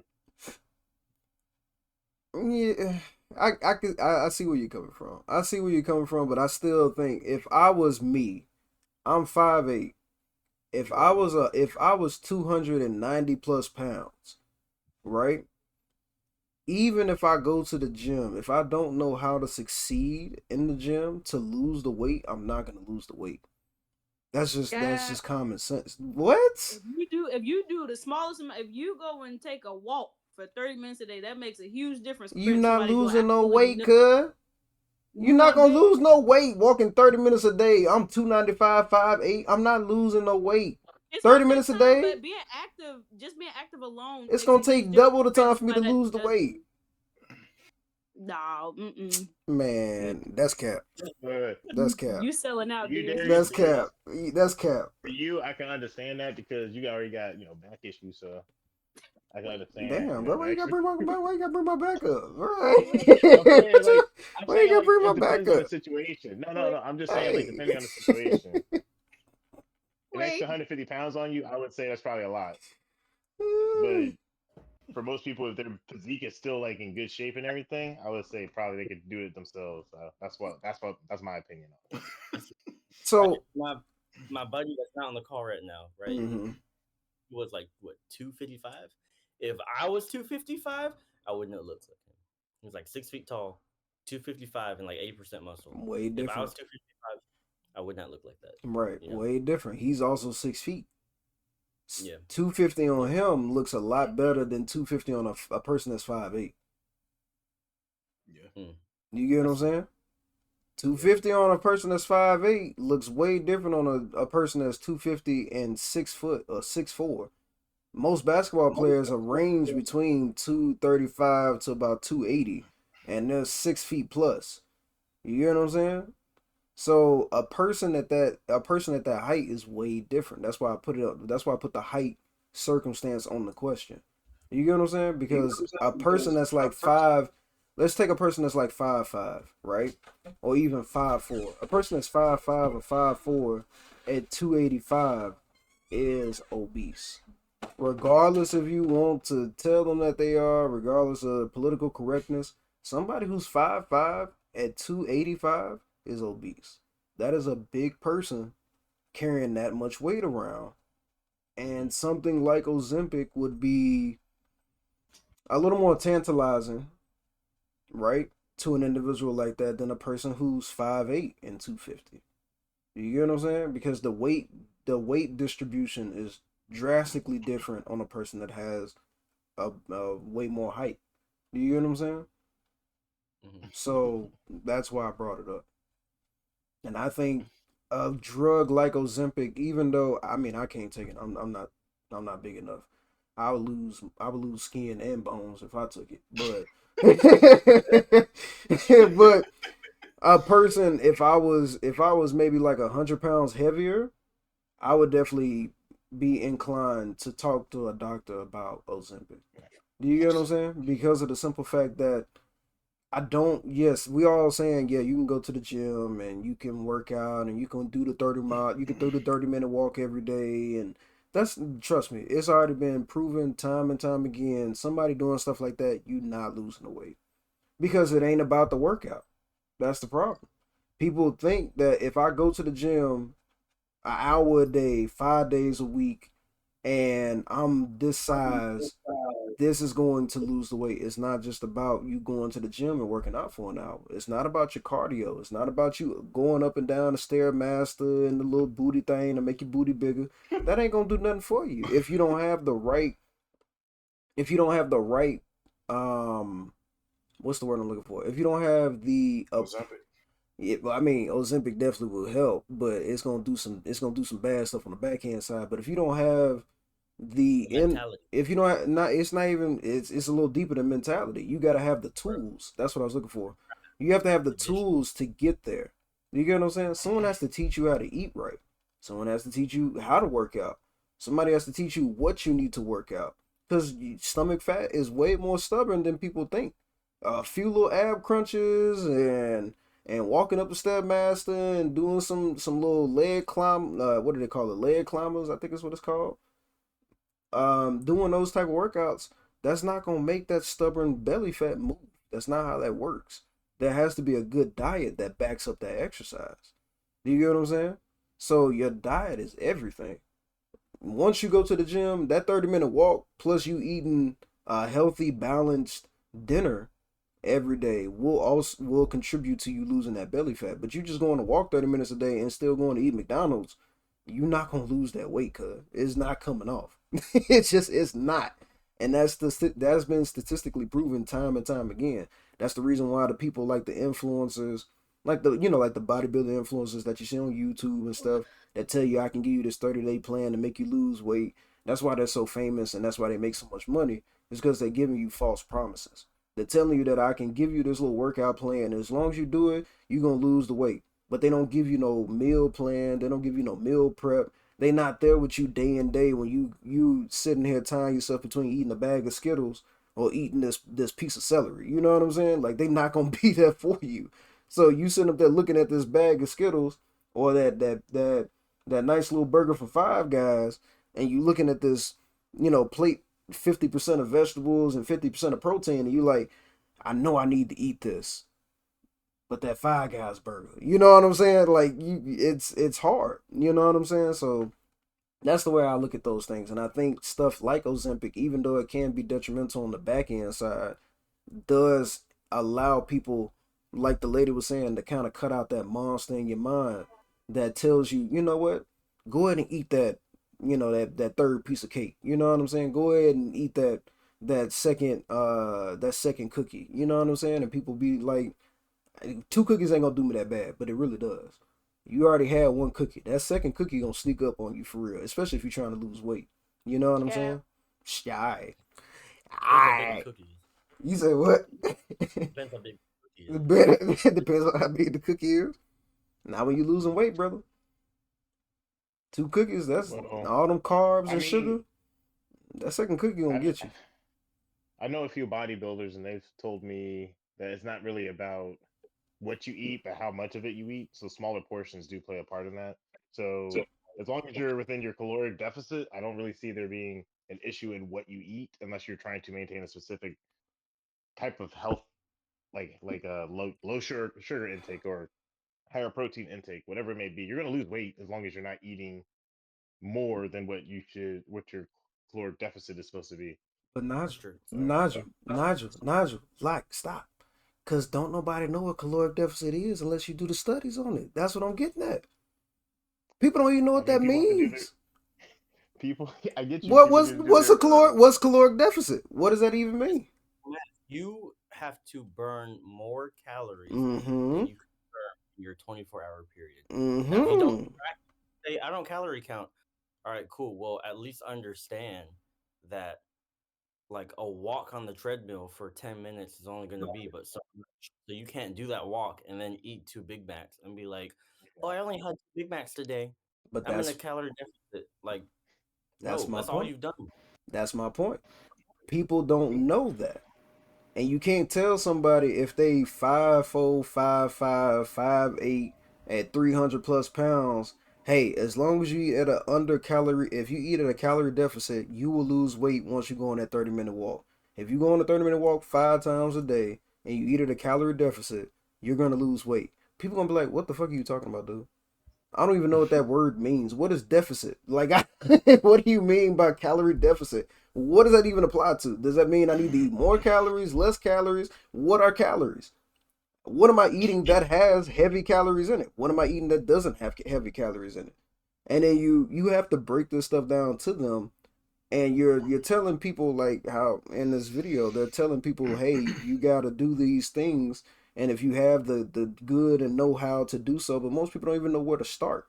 They don't even have the library to go to. You get what I'm saying? So something like Ozempic seems a lot more appealing if you don't know what the hell calorie deficit means. I mean, I feel like in this modern era, a quick Google search fixes all of that. So again, it's really up to the person at that point. If they can't figure it out or they don't want to figure it out, that's entirely on them. If they want to go to, taking drugs to help them because that's easier, then hey, I mean, it's there for a reason. Use it. Right. Just don't rely on it, I would say, because like she said, like as soon as she stopped taking it or whichever drug she was taking, she ended up gaining all the way back. And I feel like that's also a part of the problem too, is they take it, it will last for, the period of them taking the drug, and then they stop taking it for whatever it is, either they don't have the money to support it insurance lapse, job is gone, so they can't, go to the doctor. I don't know, whatever it may be, right? And now they're right back at square one. Yeah, yeah. So that's why I say, at least with going to the gym and everything, I would say that's at least a lifestyle change. You're committing to something, Right. and that's I think more something to. I guess with the lifestyle change, it becomes more consistent because it's now a new habit. All right. Well, if ain't no hang fires, we're gonna go ahead and move to the next prompt. I'm at 2227, Brick.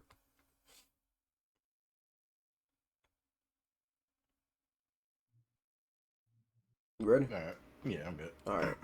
3, 2, 1. Fit women are more attractive than fat women. Will the agreeers please step forward? I would definitely agree. Fit women are more attractive than like plus size women. Yeah. Only because me having this body, it shows that I can commit to something, right? And it shows that I'm hardworking. So I feel like men looking at my body can see, oh, okay, she's dedicated. She put in the work, and that could be an attractive quality that men see in me. I would definitely go for like a more muscular guy. So that kind of shows that we have something in common, something that we can work on together. So gym dates? Yeah, gym dates, for sure. Yeah. All right, thank you. This game. Yeah, because fuck her. You're not. Can we bring in the disagreeers? With women. Body can see in me together. I think that all women are beautiful. I've had relationship with women that are fit, that are not fit, variety. And I can tell you that personality-wise, the skinniest ones and the most beautiful ones have had a personality that I cannot work with. Me, personally, me. So, Yeah. And it comes from a place that the way that I grew up, the way that they grew up, thoughts, minds, you surround yourself with people that you like, that is like you. Your personality has more beauty than the way that you look. Your physical looks will disappear. My grandma, she used to be a very petite, tiny woman, grew up in the Philippines. My grandpa the same way. Now they're a little bigger, they're more comfortable. 50 years later, still in love. Yeah. My grandpa always makes jokes. Like when I remember growing up, he was like, this is Burger King and this is McDonald's. I'm the king and I'm loving it. And I'm like, that's my grandpa. He showed me like you can appreciate a woman through all the changes, like exactly. And that's why I love, like I could be, once I get skinny, like my boyfriend can still love me, but maybe he loves me more because how I am personally. I think people like to be like, oh, it's always going to be the fit woman is more attractive than the plus size woman. I just don't think that's true. Like, there's a lot of beautiful fit women. There's Right. also a lot of not very beautiful ones. Right. You Yes. know what I mean? To assume that size will always equal more attractive, I just think is like silly. It's a case-by-case basis. Because I'm more on the healthy side. Well, you can be You can thin be and not fit, healthy. yeah, Let's be yeah, clear. exactly. But the biggest issue I have with what you said, I disagree with you. I think as a fit girl as well, fit girlies, but I still disagree with you because there's beautiful women who are in bigger bodies. Like, I feel like it's an arrogance almost to be like, oh, because I'm fit, I'm more attractive. Like that's, it's ridiculous. And the biggest issue I had was what you said about men being attracted to you more just because you're fit. I think that that's basing your worth on a man. And I'm married, as a married woman saying that, I just don't understand what that has to do with the principle of just physical attractiveness. That has nothing to do with if someone else deems you as attractive. It's like just solely based on the physical. So I 100% disagree with you. I was debating actually stepping forward because of just what society has taught me my whole life is like, thin is more beautiful, thin is more beautiful, thin is more beautiful. And I've really had to work on unlearning that like for so many years. When I was like, 19, 20, I was like, oh, the reason I'm not in a relationship is because I'm fat. Like I need to lose weight and then I'll become in a relationship, then someone will love me. And I thought that for so many years. And like my self-confidence was like down here. And I really had to work on unlearning that. And I'm still trying to unlearn that. But like I have learned over the years that people are attracted to different things. So if you ask one person, they're gonna tell you, oh, this is what I'm attracted to. And if you ask someone else, they might have a completely different answer. So I think attractiveness is subjective. I think when it comes to society 100% says skinnier is better. I mean, I hear a lot of what you're saying, but I'm curious, anybody want to share, like, what is the type of body that you're attracted to? To men, on men, other, or Well, the I don't know. opposite. There's people who are attracted to men. So whether it's men or women, what kind of bodies are you attracted to? Because I've been smaller and bigger. I am tall. I already am eliminating a majority of people because I'm one taller man than me. But you know what? Somebody on your show, Zach Miko. Was that the tall guy? It was the model. Oh, yeah. He was just a plus size model. Yes. So unfortunately, so it's like I Sorry, have Zach, I dated some fantastically gorgeous men, but when I feel most comfortable and myself, and I can feel just kind of let it all out, is a guy that's has some cushion. Gym people for gym people. And, and that kind of seems like unattainable, not my vibe. No, I appreciate the specificity. I Putting mean- enough on it. So I do have a type, but also like I've never dated before. So I'd say like my type goes from I like my type goes from like Prince Eric to Fluffy. Like, yes, the comedian Fluffy. I just feel like I could like hug him. Like he would give the best hugs and be like the best person. It's a very Like, wide range. Yeah, a very wide range of A lot of men fit into a that lot of range. infinites to that. But like I don't discriminate against like body type or anything like that. It's funny because for me as a bisexual woman, like what I like in women versus what I like in men is like very different. So men, I'm very much like you. Like dad bods are kind of like what I'm the most attracted to. I don't want someone like super, super big, but I also don't like super skinny or like super, super buff. Like you have a little muscle, that's fine, but like the really buff guys, like not my thing. But for women, I like way more different kinds of women, like thin, big, like I don't know. I'm just way more attracted, I think, when it comes to different kinds of women. Like when I'm swiping on dating apps, like I'll maybe swipe on like 1 in every 20 men, and like women it's like 1 in 5. Women I just think overall are much more beautiful than men. Like even And we have better profiles. Let's get this. yes, that too. All right, let's reset. It's for models to set.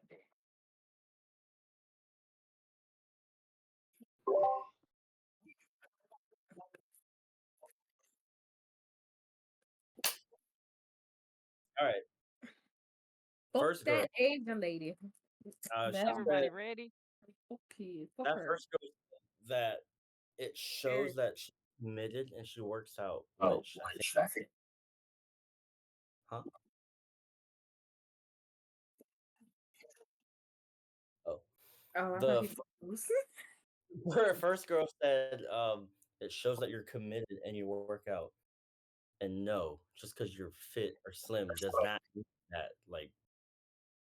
Like the first conversation you had is genetic. Or a lot of it can be genetic. So well, you don't look at that. But also being attractive is like 100% subjective. Like 100%. So I think this whole prompt is gonna be an debate forever. Like this, there's no solution to this because you got people who are like, "Oh, I'd love big women," and it's like big women are ugly. Oh, everyone's beautiful in their own way, and then I love skinny. Like everybody has their own what they're attracted to. And then lastly, Lupe, the girl in the red. I wrote their names, but she contradicted herself when she went down because she said that people who I think she contradicted herself. She said the skinniest and most beautiful have like the worst attitudes. But if you're talking about bigger people, then you're not going to say the skinniest are beautiful. I don't know. That's just something I'm nitpicking. But yeah, it's so subjective, and I don't see this going anywhere forever.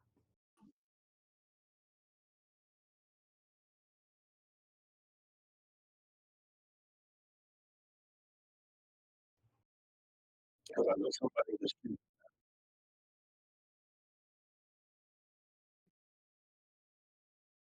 I'll stand That be up. I like big do women. I something. ain't going.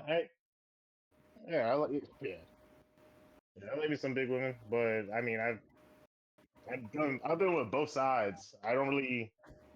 It doesn't really matter to me as far as like if you're larger, smaller. It's all about personality and if we get along at that point. So that's where I base majority of the attractiveness for me.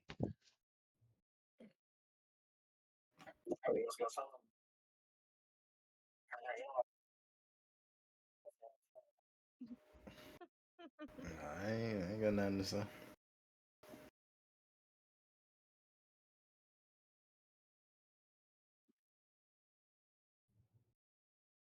No.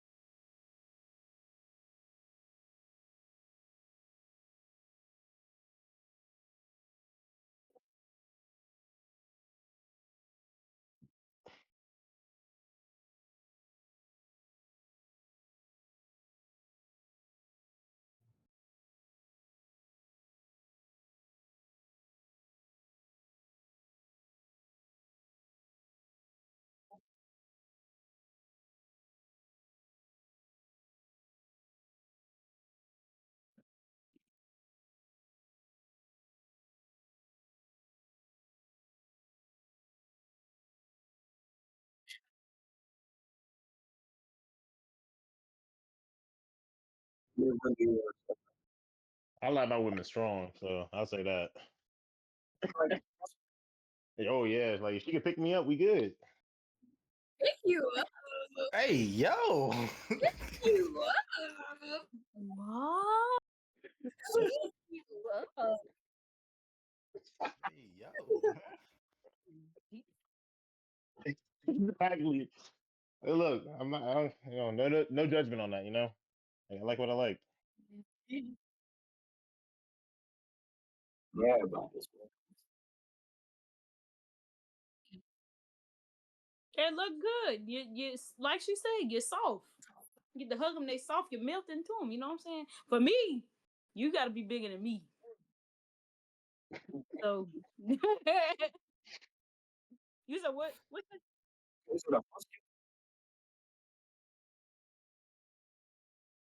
Fluff. I like fluff. I like fluff. I like to hug you. You feel soft. You know what I'm saying? Rub your tummy sometime. You know what I'm talking about? Fluff. She said she feels soft. They do, but it's real. They do. She said the lady said in the video too. She agreed. You be soft and hug them on and just melt. You know what I'm saying? That's the thing.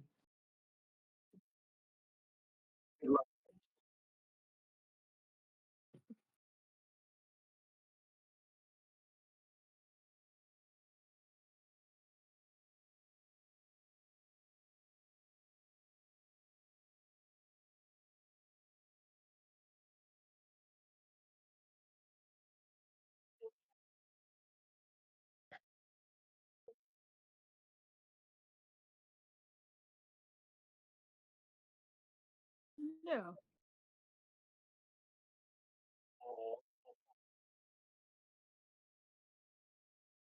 I don't need no. You don't gotta be cocked thrown around me too strong where you can't. You gotta turn you like this to walk. I don't need that. That's not attractive.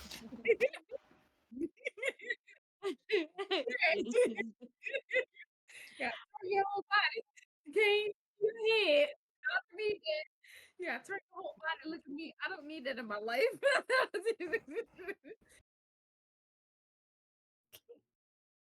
Ow. Okay. Um, okay. Silence is power. Ow.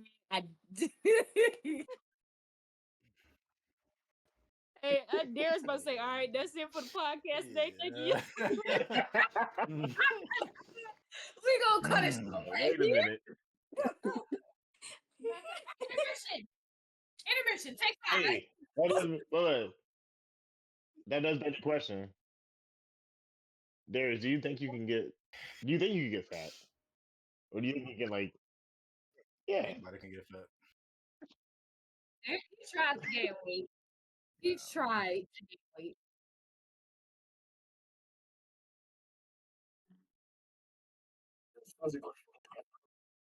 Yeah.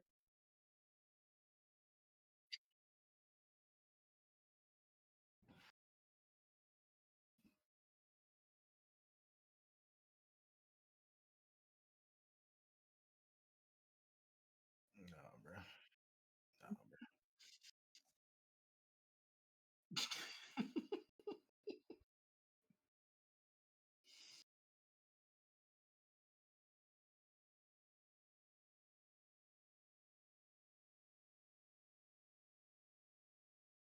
It's okay. I got it. Yeah.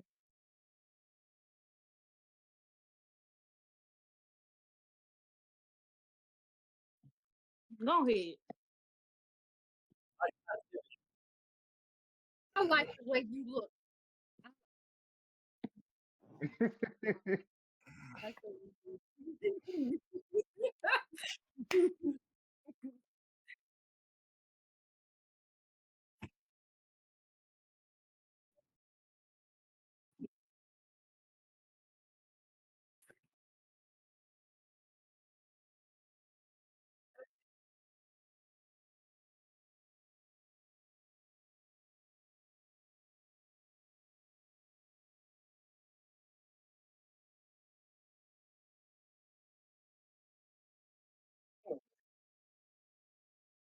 All right. You said next topic, bro.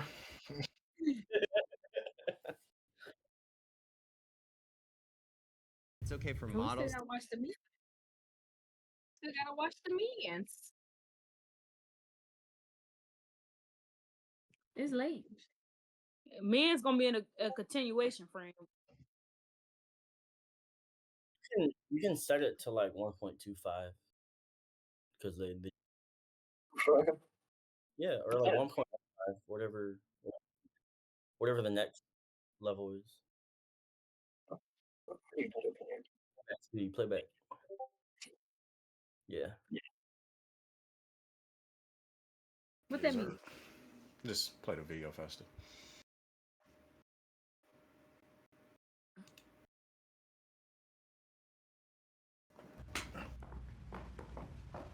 I did some modeling as a kid and as a teenager, and even now as an adult, I did pinup. There's definitely like a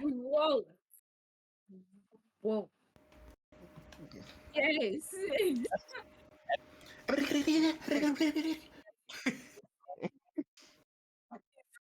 Y'all can't do me like that. I didn't hear shit she said. You should move too fast.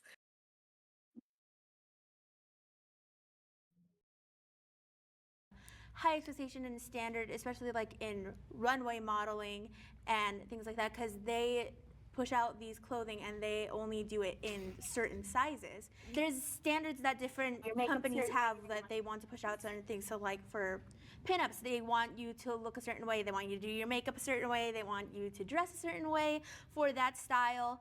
And same thing for like Victoria's Secret, they want to promote lingerie, and there's a standard for each company and they have to live up to that standard based on what they're trying to promote. And personally for me, I always looked up to thin people. I always found them very beautiful.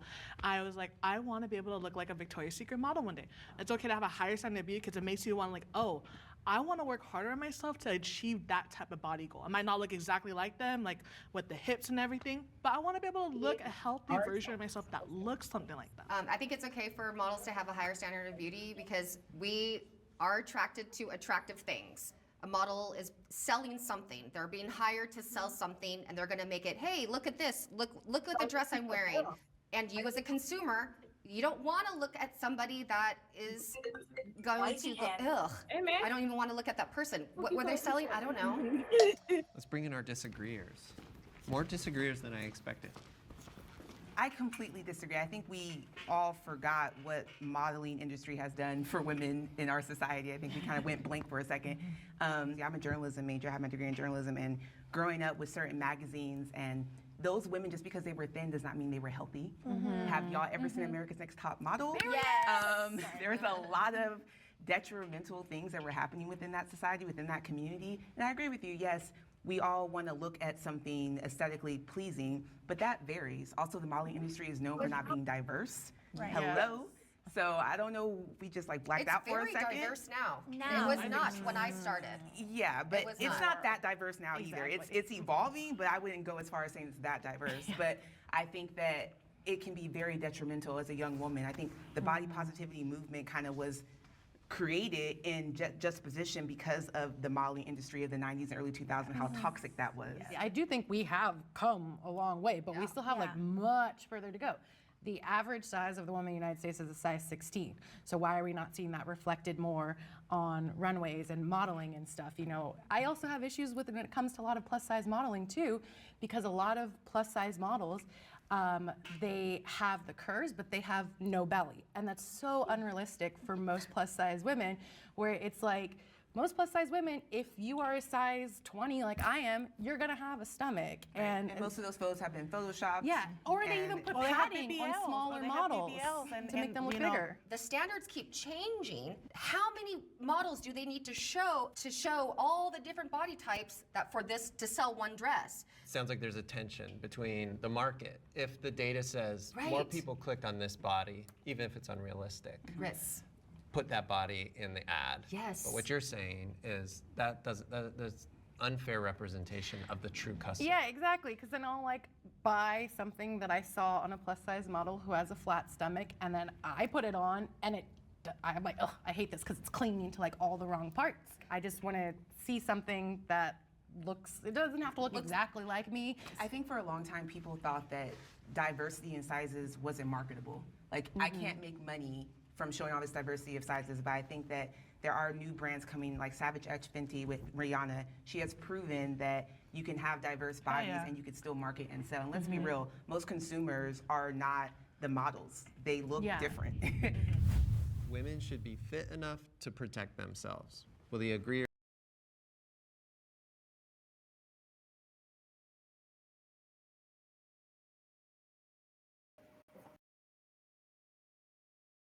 Or I personally think we should skip, but you say it's for the women, so.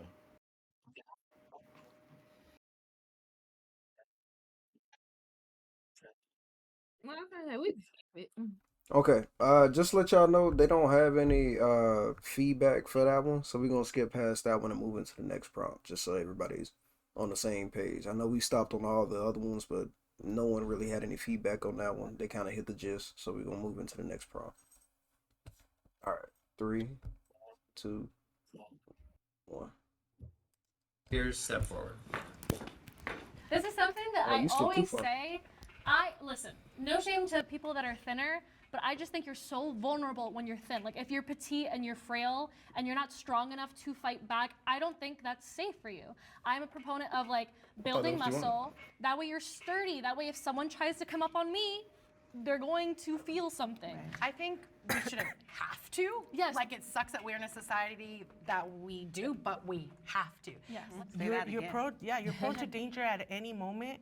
Know some punches, know some locks. I don't know, but yeah, definitely stay prepared. Yeah, as someone who trains kickboxing, boxing, and Muay Thai, at our facility, like we do offer like women's self-defense classes, and like no matter like what body size you are, I There's highly muted. recommend every single woman to take at least one class just so you know the basics and just like for your own protection. Well, I got attacked by a dog once when I was on a walk. I came out of this house and it came after me, and I was with a group of friends. Of course, it comes after the big one. Don't get me wrong, but it was scary.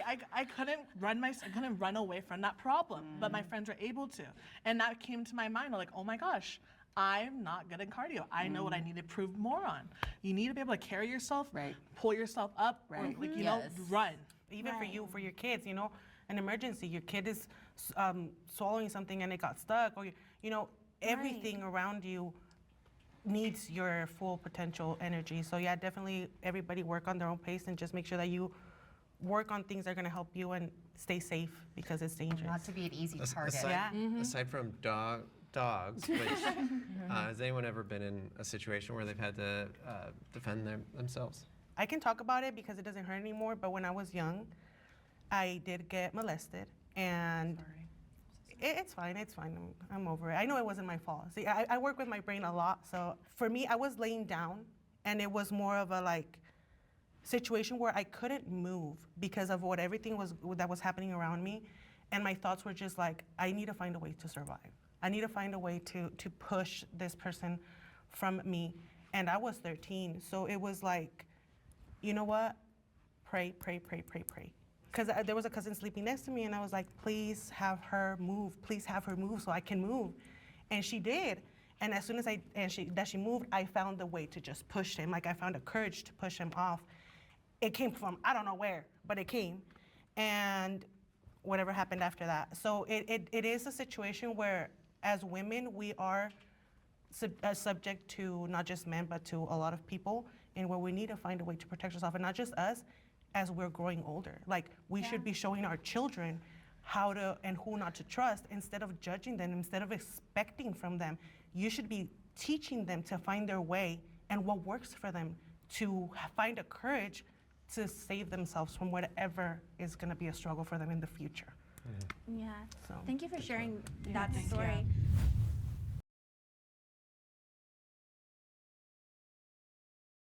All right, so we waiting for them to finish up the prompt. As you can see, they kind of got a little lag behind, but that was definitely a heavy ending to that prompt. But I appreciate her sharing her experience. You know, that's not something easy to live with, and that's definitely a hard thing to kind of combat against as you become older. So they're getting pretty close to the end of the prompt, and we'll switch over for them to kind of give their pieces. All right, you can go to pause, bro. So do y'all have anything to add about that? And I think that is something that I would definitely want to start with the women on, vice versa to the men as well. Like Google got something to say. Google pulled that mic down. Finally, she finally pulled the mic down. Okay. All right. So what's going on?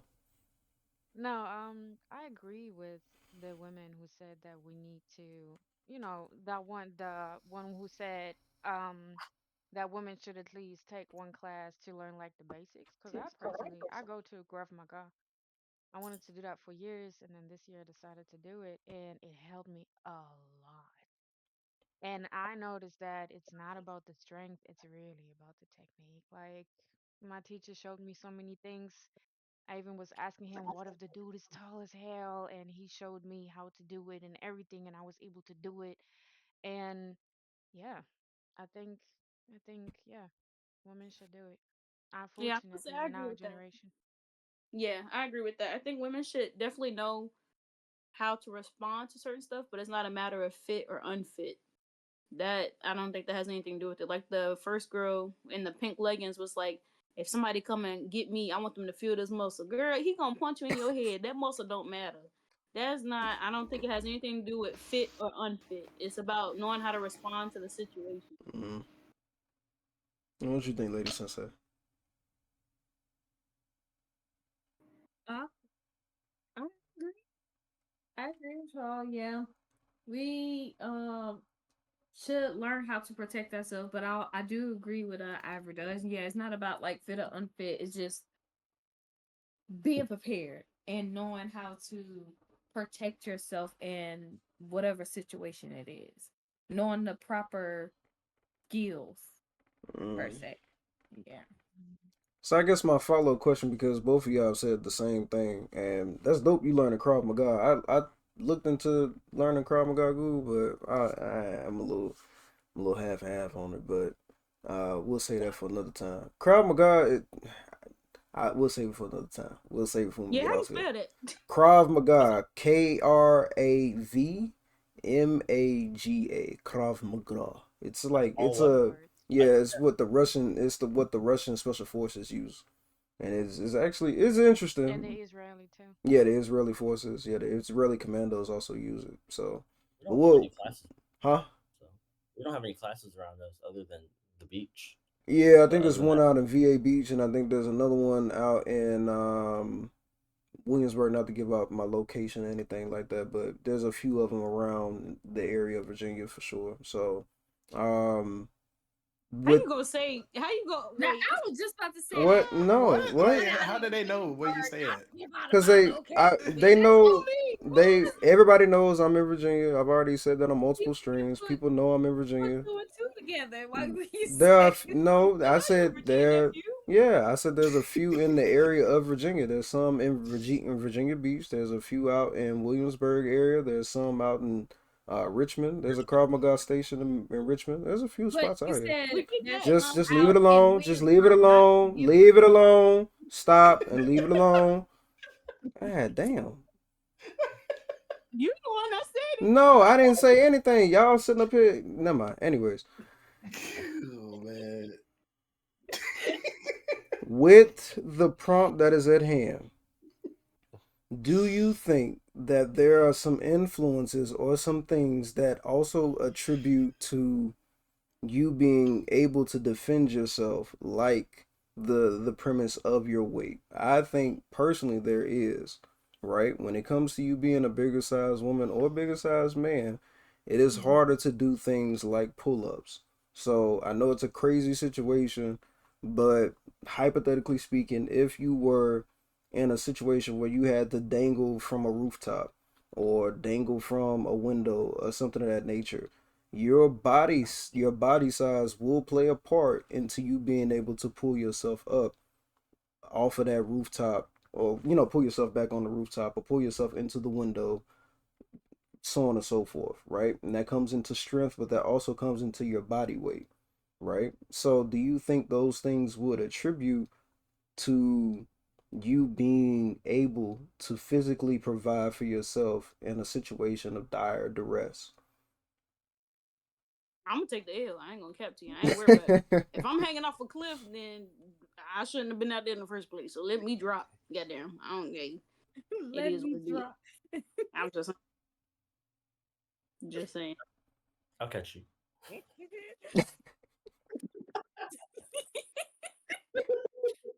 I can get a yes or no, but yeah, I guess artist More Money said she gonna just take the L. So, but 100%. do y'all think women, and I asked men after, but women, do you think that could play a part in your ability to be able to protect yourself and provide for yourself in a situation like that?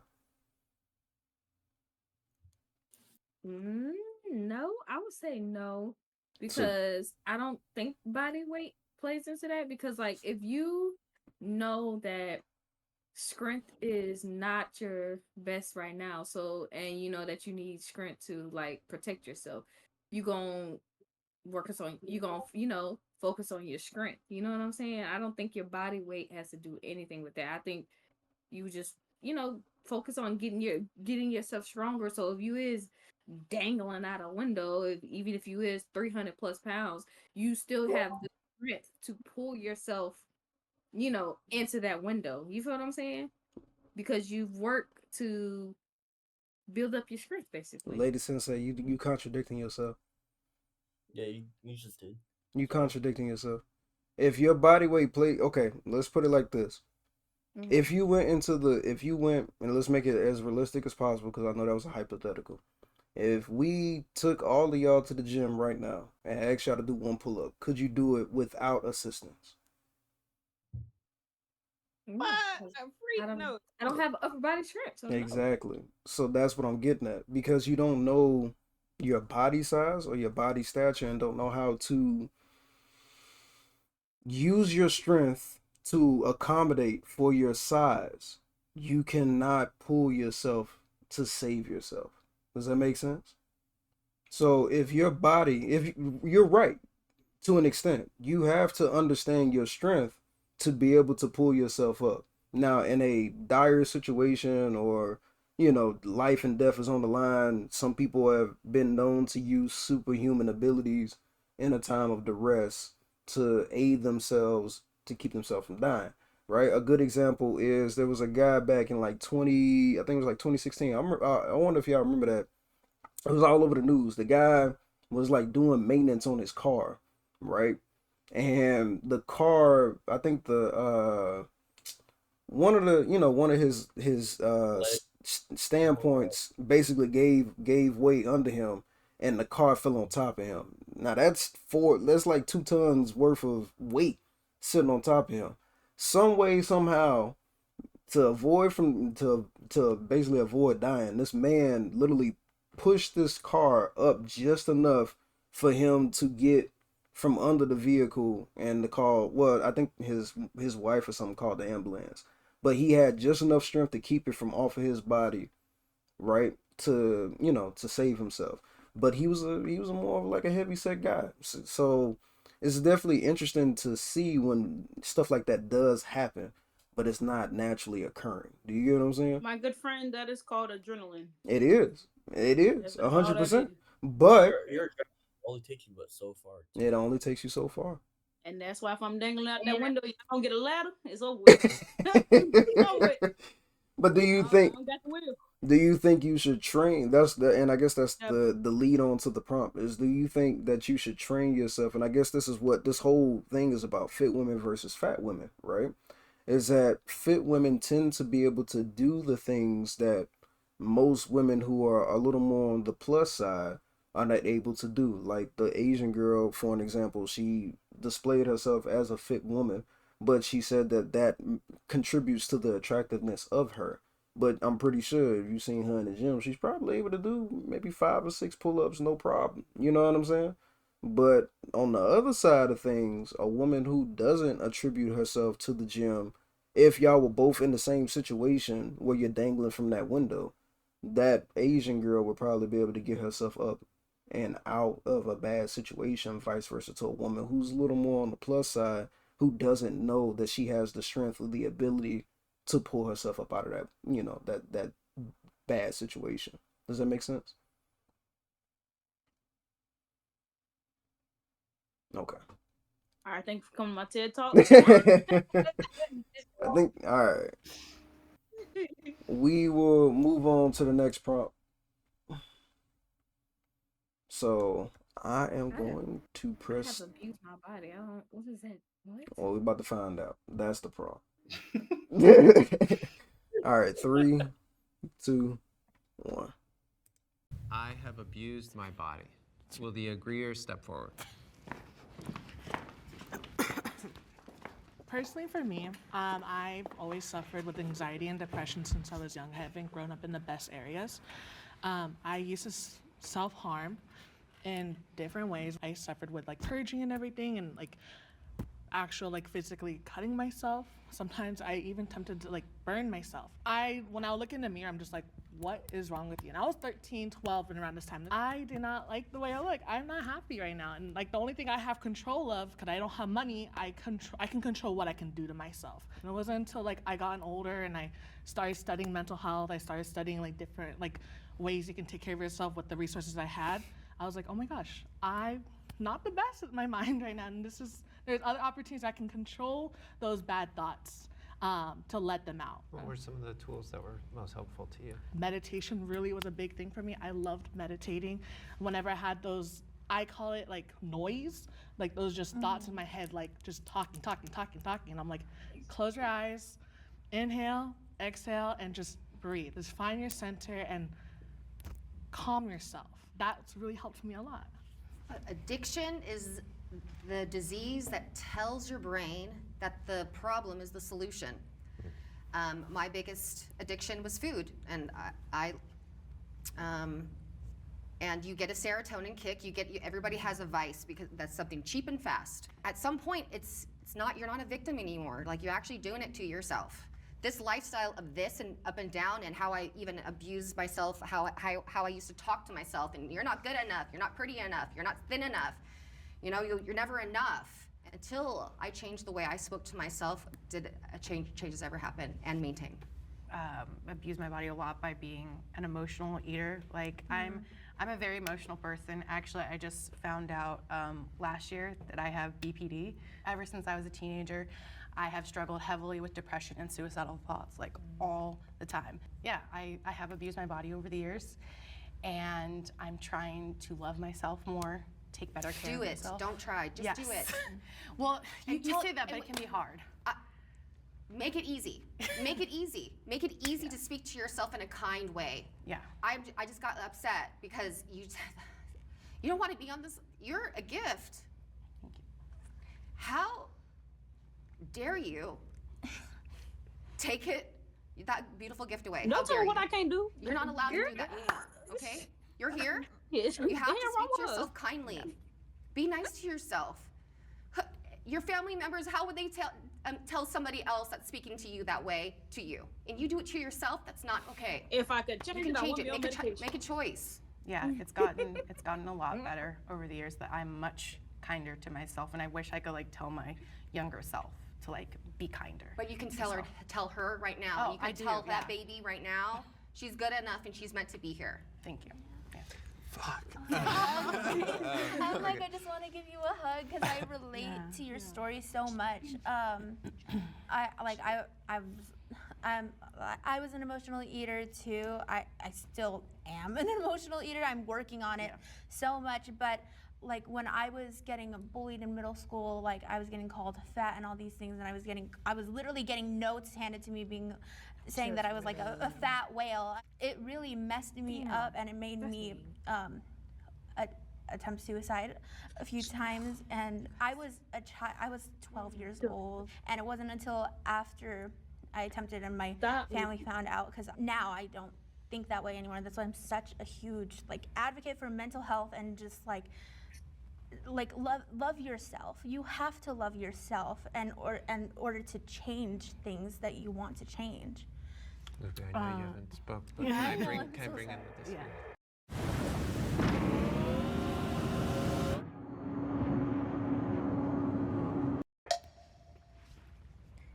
For the people who came in, the disagreeers with this prompt, what have been the most valuable tools or resources in your life to not abuse your body? I think of like the highest version of myself, and I try to show up as her every single day. When I have dark thoughts or when things are hard, I'm like, okay, the highest version of Alyssa, like she's a baddie, she's disciplined, you know, she loves herself, and I kind of show up as her. I 100% agree with that. I'm a very big believer in like if you say things out loud and manifest them, then they will come true because eventually you do end up getting like that mentality switch, right? Like if you wake up and the first thing that you say to yourself like in the mirror is like I'm ugly, you know? That's what you're going to go about your entire day believing, you know? But maybe like writing something down, like having it like on the mirror and stuff and starting every morning like smiling and with like positivity, then you'll carry that energy like through the entire day, the entire week, the entire month, and eventually like your entire life. If you have a network of people that if you're feeling any kind of emotion or going through anything, having that kind of community to help you figure out how you can go about this without doing some detrimental harm to yourself. I think it's really amazing. And again, a privilege that I was able to have that. And if nothing else, I hope anyone watching this can really see and empathize and like, you can't just look at someone and be like, oh, they're this and that, or they're lazy, or they don't work hard enough. Like, I think this conversation has just been so illuminating for me, and I hope it's illuminating for everybody. For me, also, just adding to like what helped me get out of the depression that I had was I sat down and I cried. I would cry in my room and acknowledge the things that I needed to change, even though it was gonna cost me. And I had supporters like my family, my sister's my biggest supporter. I love you with all my heart. And you really need to work on yourself. Make a better choice. Change your body if it's necessary, if you can, but be healthy because we're not getting any better. This world is just gonna get harder. So we need to be healthy and prepared for whatever we need to do, you know? So yeah, work out safely and, you know, everybody, we hope you're healthy for like the longest time because man. I definitely agree with like letting out a good cry because I was an emotional.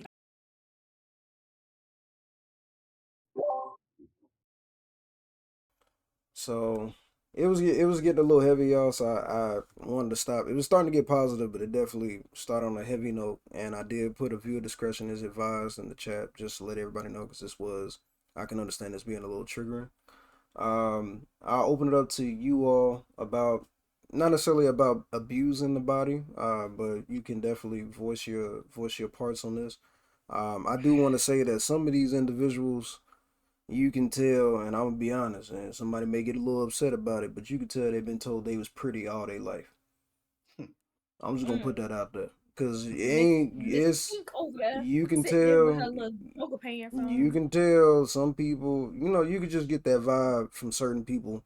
And I don't mean to be judgmental, but that's the way I see it. Is that some of these people that are on the prompt have been told a lot in their life that they are the most beautiful thing walking around, and that has made them a less empathetic to others. You know what I'm saying? That Asian lady, she went on. So, and I don't mean to be like that, but that's just what I'm getting. So, for all the other women that were in this video that shared their views and had to cry, you know, late at night and deal with the abuse that they was getting from other people, it's unfortunate. You know what I'm saying? And I hope they all seem like they've came on the brighter side of things, but there are resources out there for anybody else that's in the chat that that may need someone to talk to and need that help for sure. And I have, if you want to put exclamation hotline in the chat, it will get you to the right people to talk to. So, but I'll leave that to, you know, to open it up to y'all. So what do y'all think so far?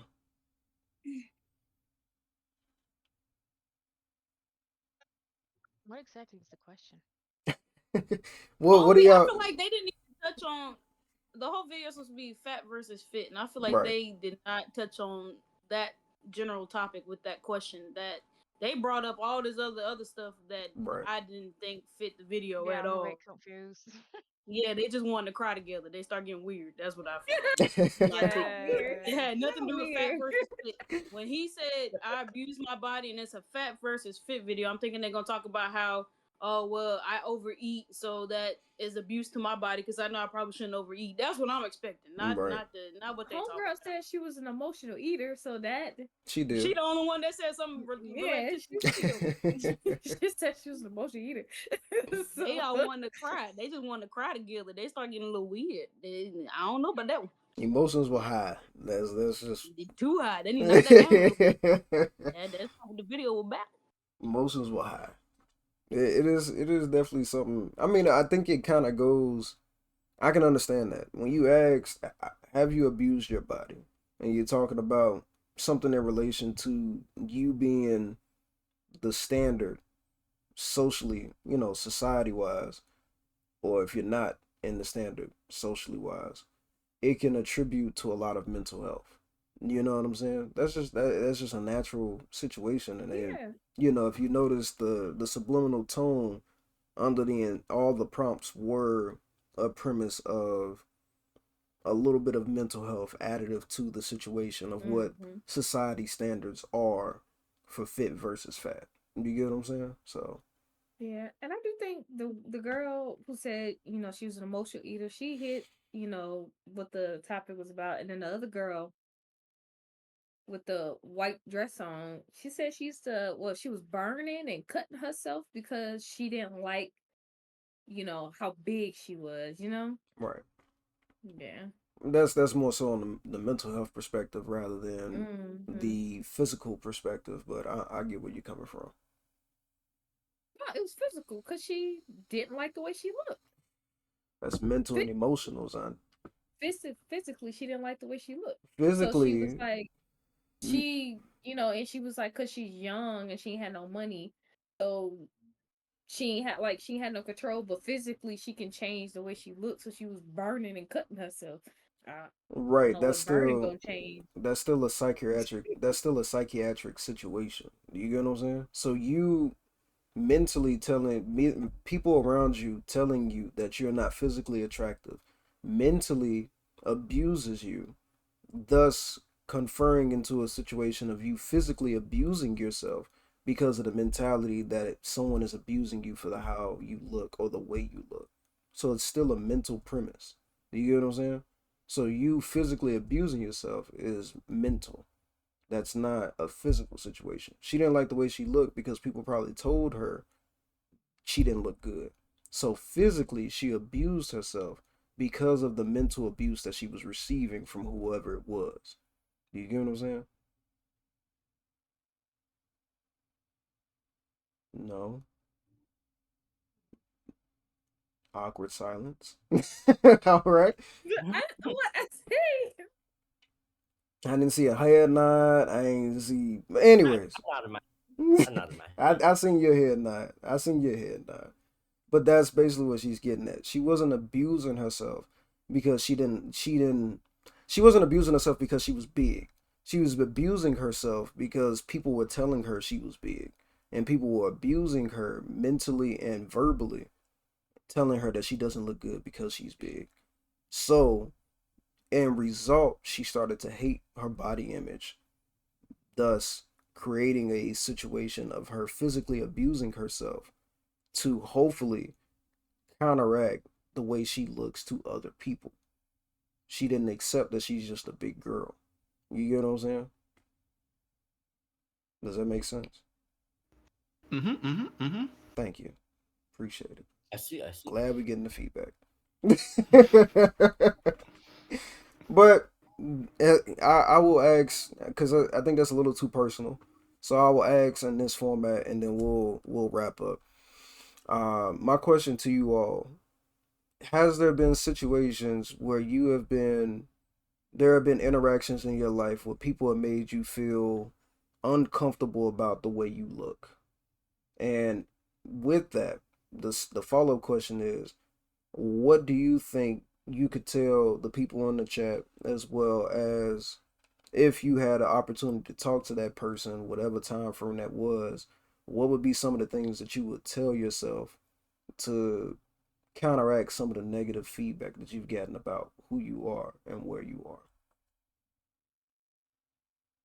Was that too That's much? kind of weird because when we watch the video for the continuation video, Mm-hmm. I speak for myself, but we got three other dudes in here. Like we have a whole different mindset, Which is right? true. Which is true. Motivation is different. No, like not without being funny, that motivation is different. Because I can walk up to my coworker and be like, "Bro, you looking fat as hell today," and he won't take it anyway. He'll go work out. Like it doesn't make him uncomfortable to the point where he feels bad, but it's like a driving factor to better himself, if that makes sense. So, yes, I've been in situations where people in my family have said stuff to me, but it was never my reaction to that was never to like abuse my body or cry about it or get upset or like hate my image. It was more like, dang, I'm not working hard enough. Let me go back to doing more. Like that's kind of the men's mentality with it. So, or at least from my perspective. Before I counter that, I'm gonna leave it to the other guys, and then we'll move on to the women. So what do y'all think, the other two? He hit the nail on the coffin with that one. You think so? Yeah, man. It's mainly our mentality when it comes to stuff like that. Okay. What you think, Nazar?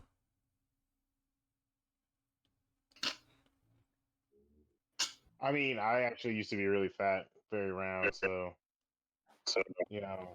personally, it didn't necessarily motivate me to work out. I do believe that I should be accepted, regardless of how I look. I shouldn't be picked on because of you look a different way than I do.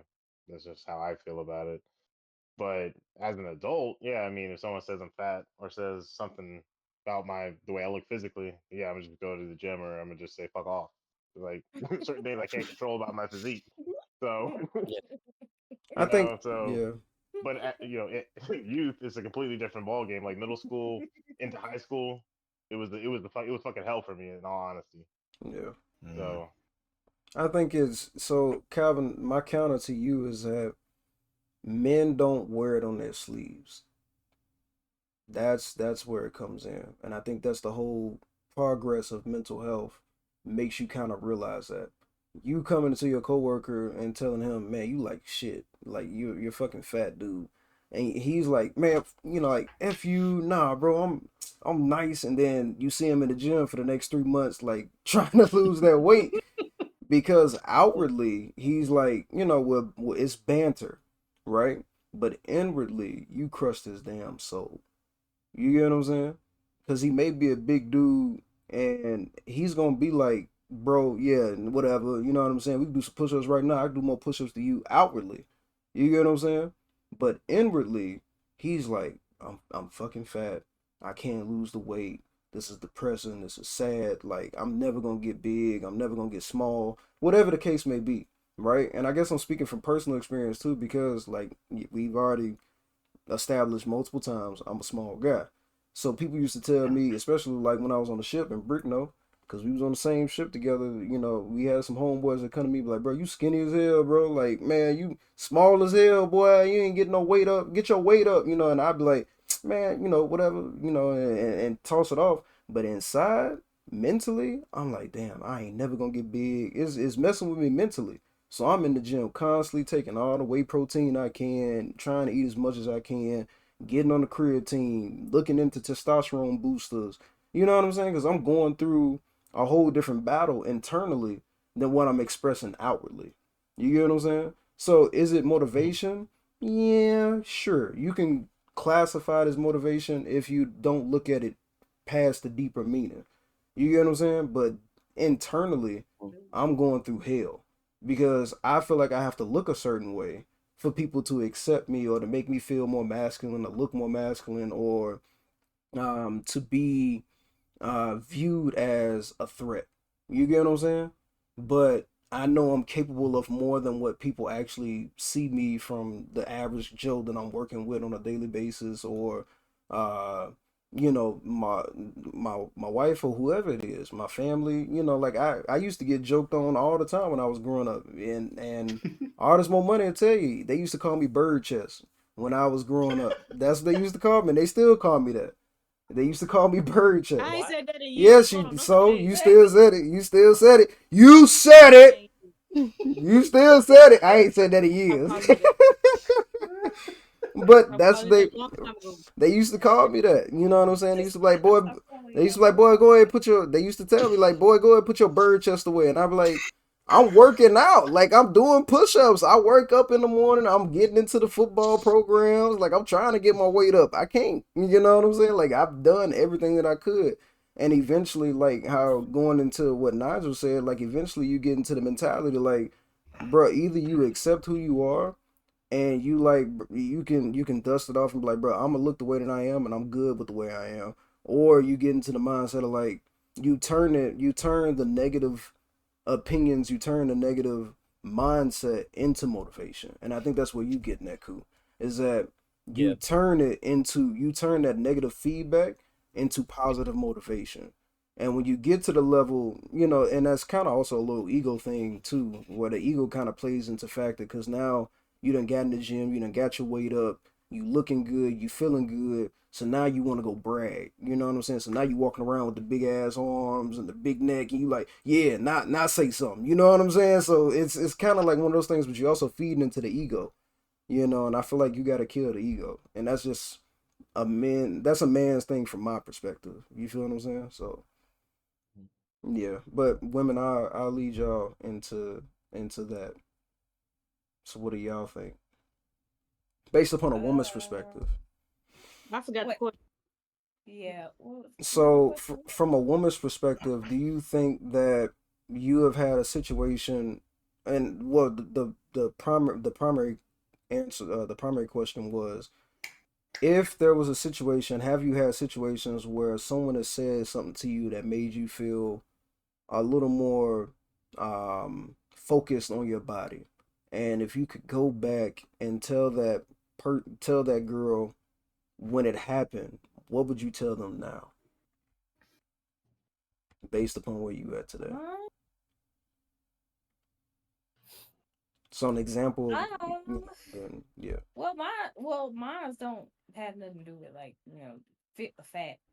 Mine's more so had to do with like my skin.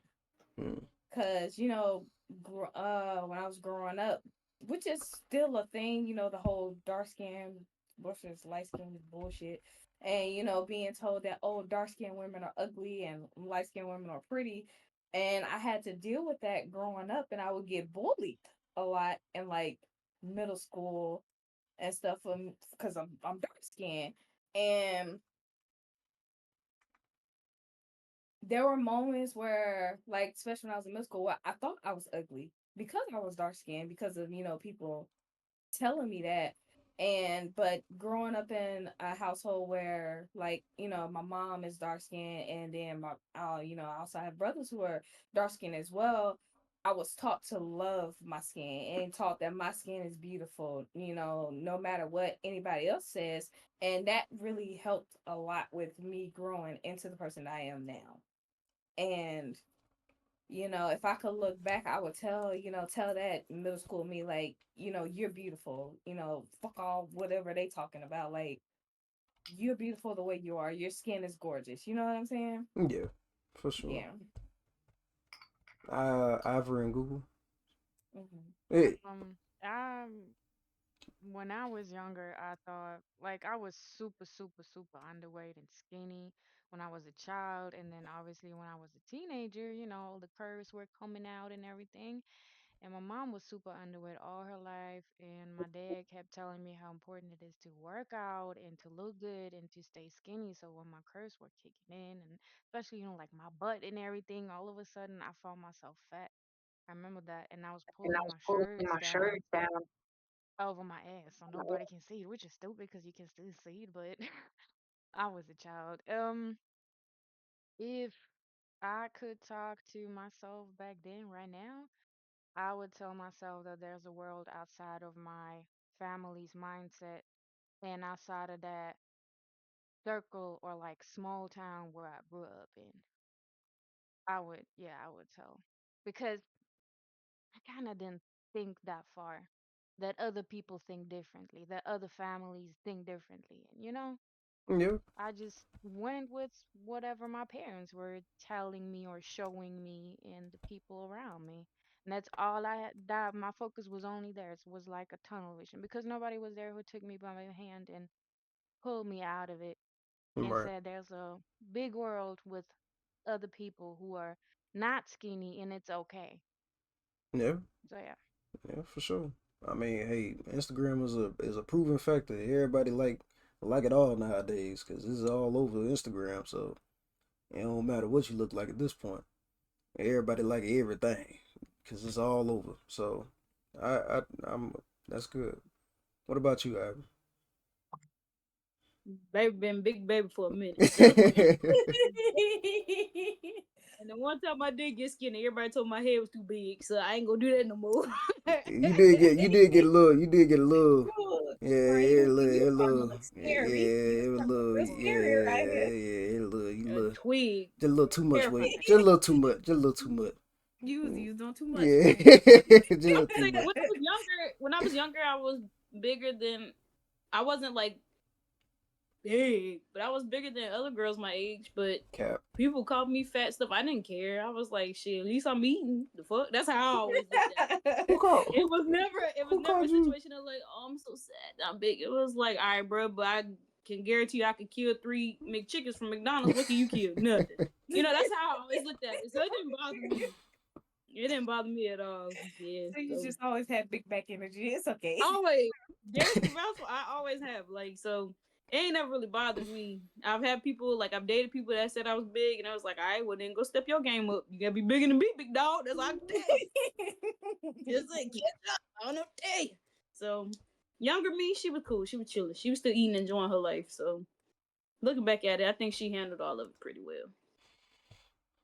So, with that all being said, this is coming to the end. I want to ask one final question, and then we'll conclude. The last question is, do y'all have any last remarks? And with those last remarks, what did y'all take from this video, Fit versus Fat? I'm gonna say, Big Back Nation seems to be a really big thing right now. So I mean, it don't really matter. Just live the life that you want to live at this point. Big back, big back. I'm just saying, like, Fit versus Fat is slowly going out the window, and people are just doing what they want to do. So as long as they're happy, I think that's what it boils down to. All right. So right on, brother. Anybody else? Right on. No, I feel like this video just shows that everybody, no matter what you do, no matter how right you trying to live your life, people always have their own opinion and their own perspectives. So at the end of the day, let them live whatever that thing they think is whatever. Do whatever feels right to you. Whatever makes you happy. Happiness. Amen. Amen to that. Yeah. Okay. I would think, and I appreciate all y'all coming in and helping with this. We will continue Fit versus Fat with the men portion, and we gonna definitely see the difference. We will set up a date, and I will let you all know. And for all the viewers that ain't here, and I do appreciate y'all, we will let y'all know, and we'll have a advertisement out for part 2 of this. And then we'll actually have a follow-up prompt for that sometime in the future. I will also say that if you have anything that you would love for us to give our feedback on, or any prompts, I should say videos, that you would find interesting for us to converse about in this setting, Dari After Dark, please send them to me on my socials. You can follow me at DariDessu. It's DariDesuu. I will put that in the chat. That's my Instagram. You can also find those below on my Twitch as well. I also have TikTok. You can also hit me up on TikTok, or you can hit me up here. With all that being said, like I said, I appreciate y'all. My last remarks would be, of course, to follow on the Google as well as Nigel. Enjoy yourself. Do what you find feels right to you. But also, I would put in that do what's right for you, that is healthy, and it's going to create longevity for you on this world. So whatever that may look for, everything in moderation, of course, but whatever that may look to you as, do that and continue to do that. And always do it Dari style. Much love to y'all. Hope to see you in the next one. Woo! Ooh. All right, y'all. It's been real. It's time. It's damn near Nah, I turned it off, so they can't hear you.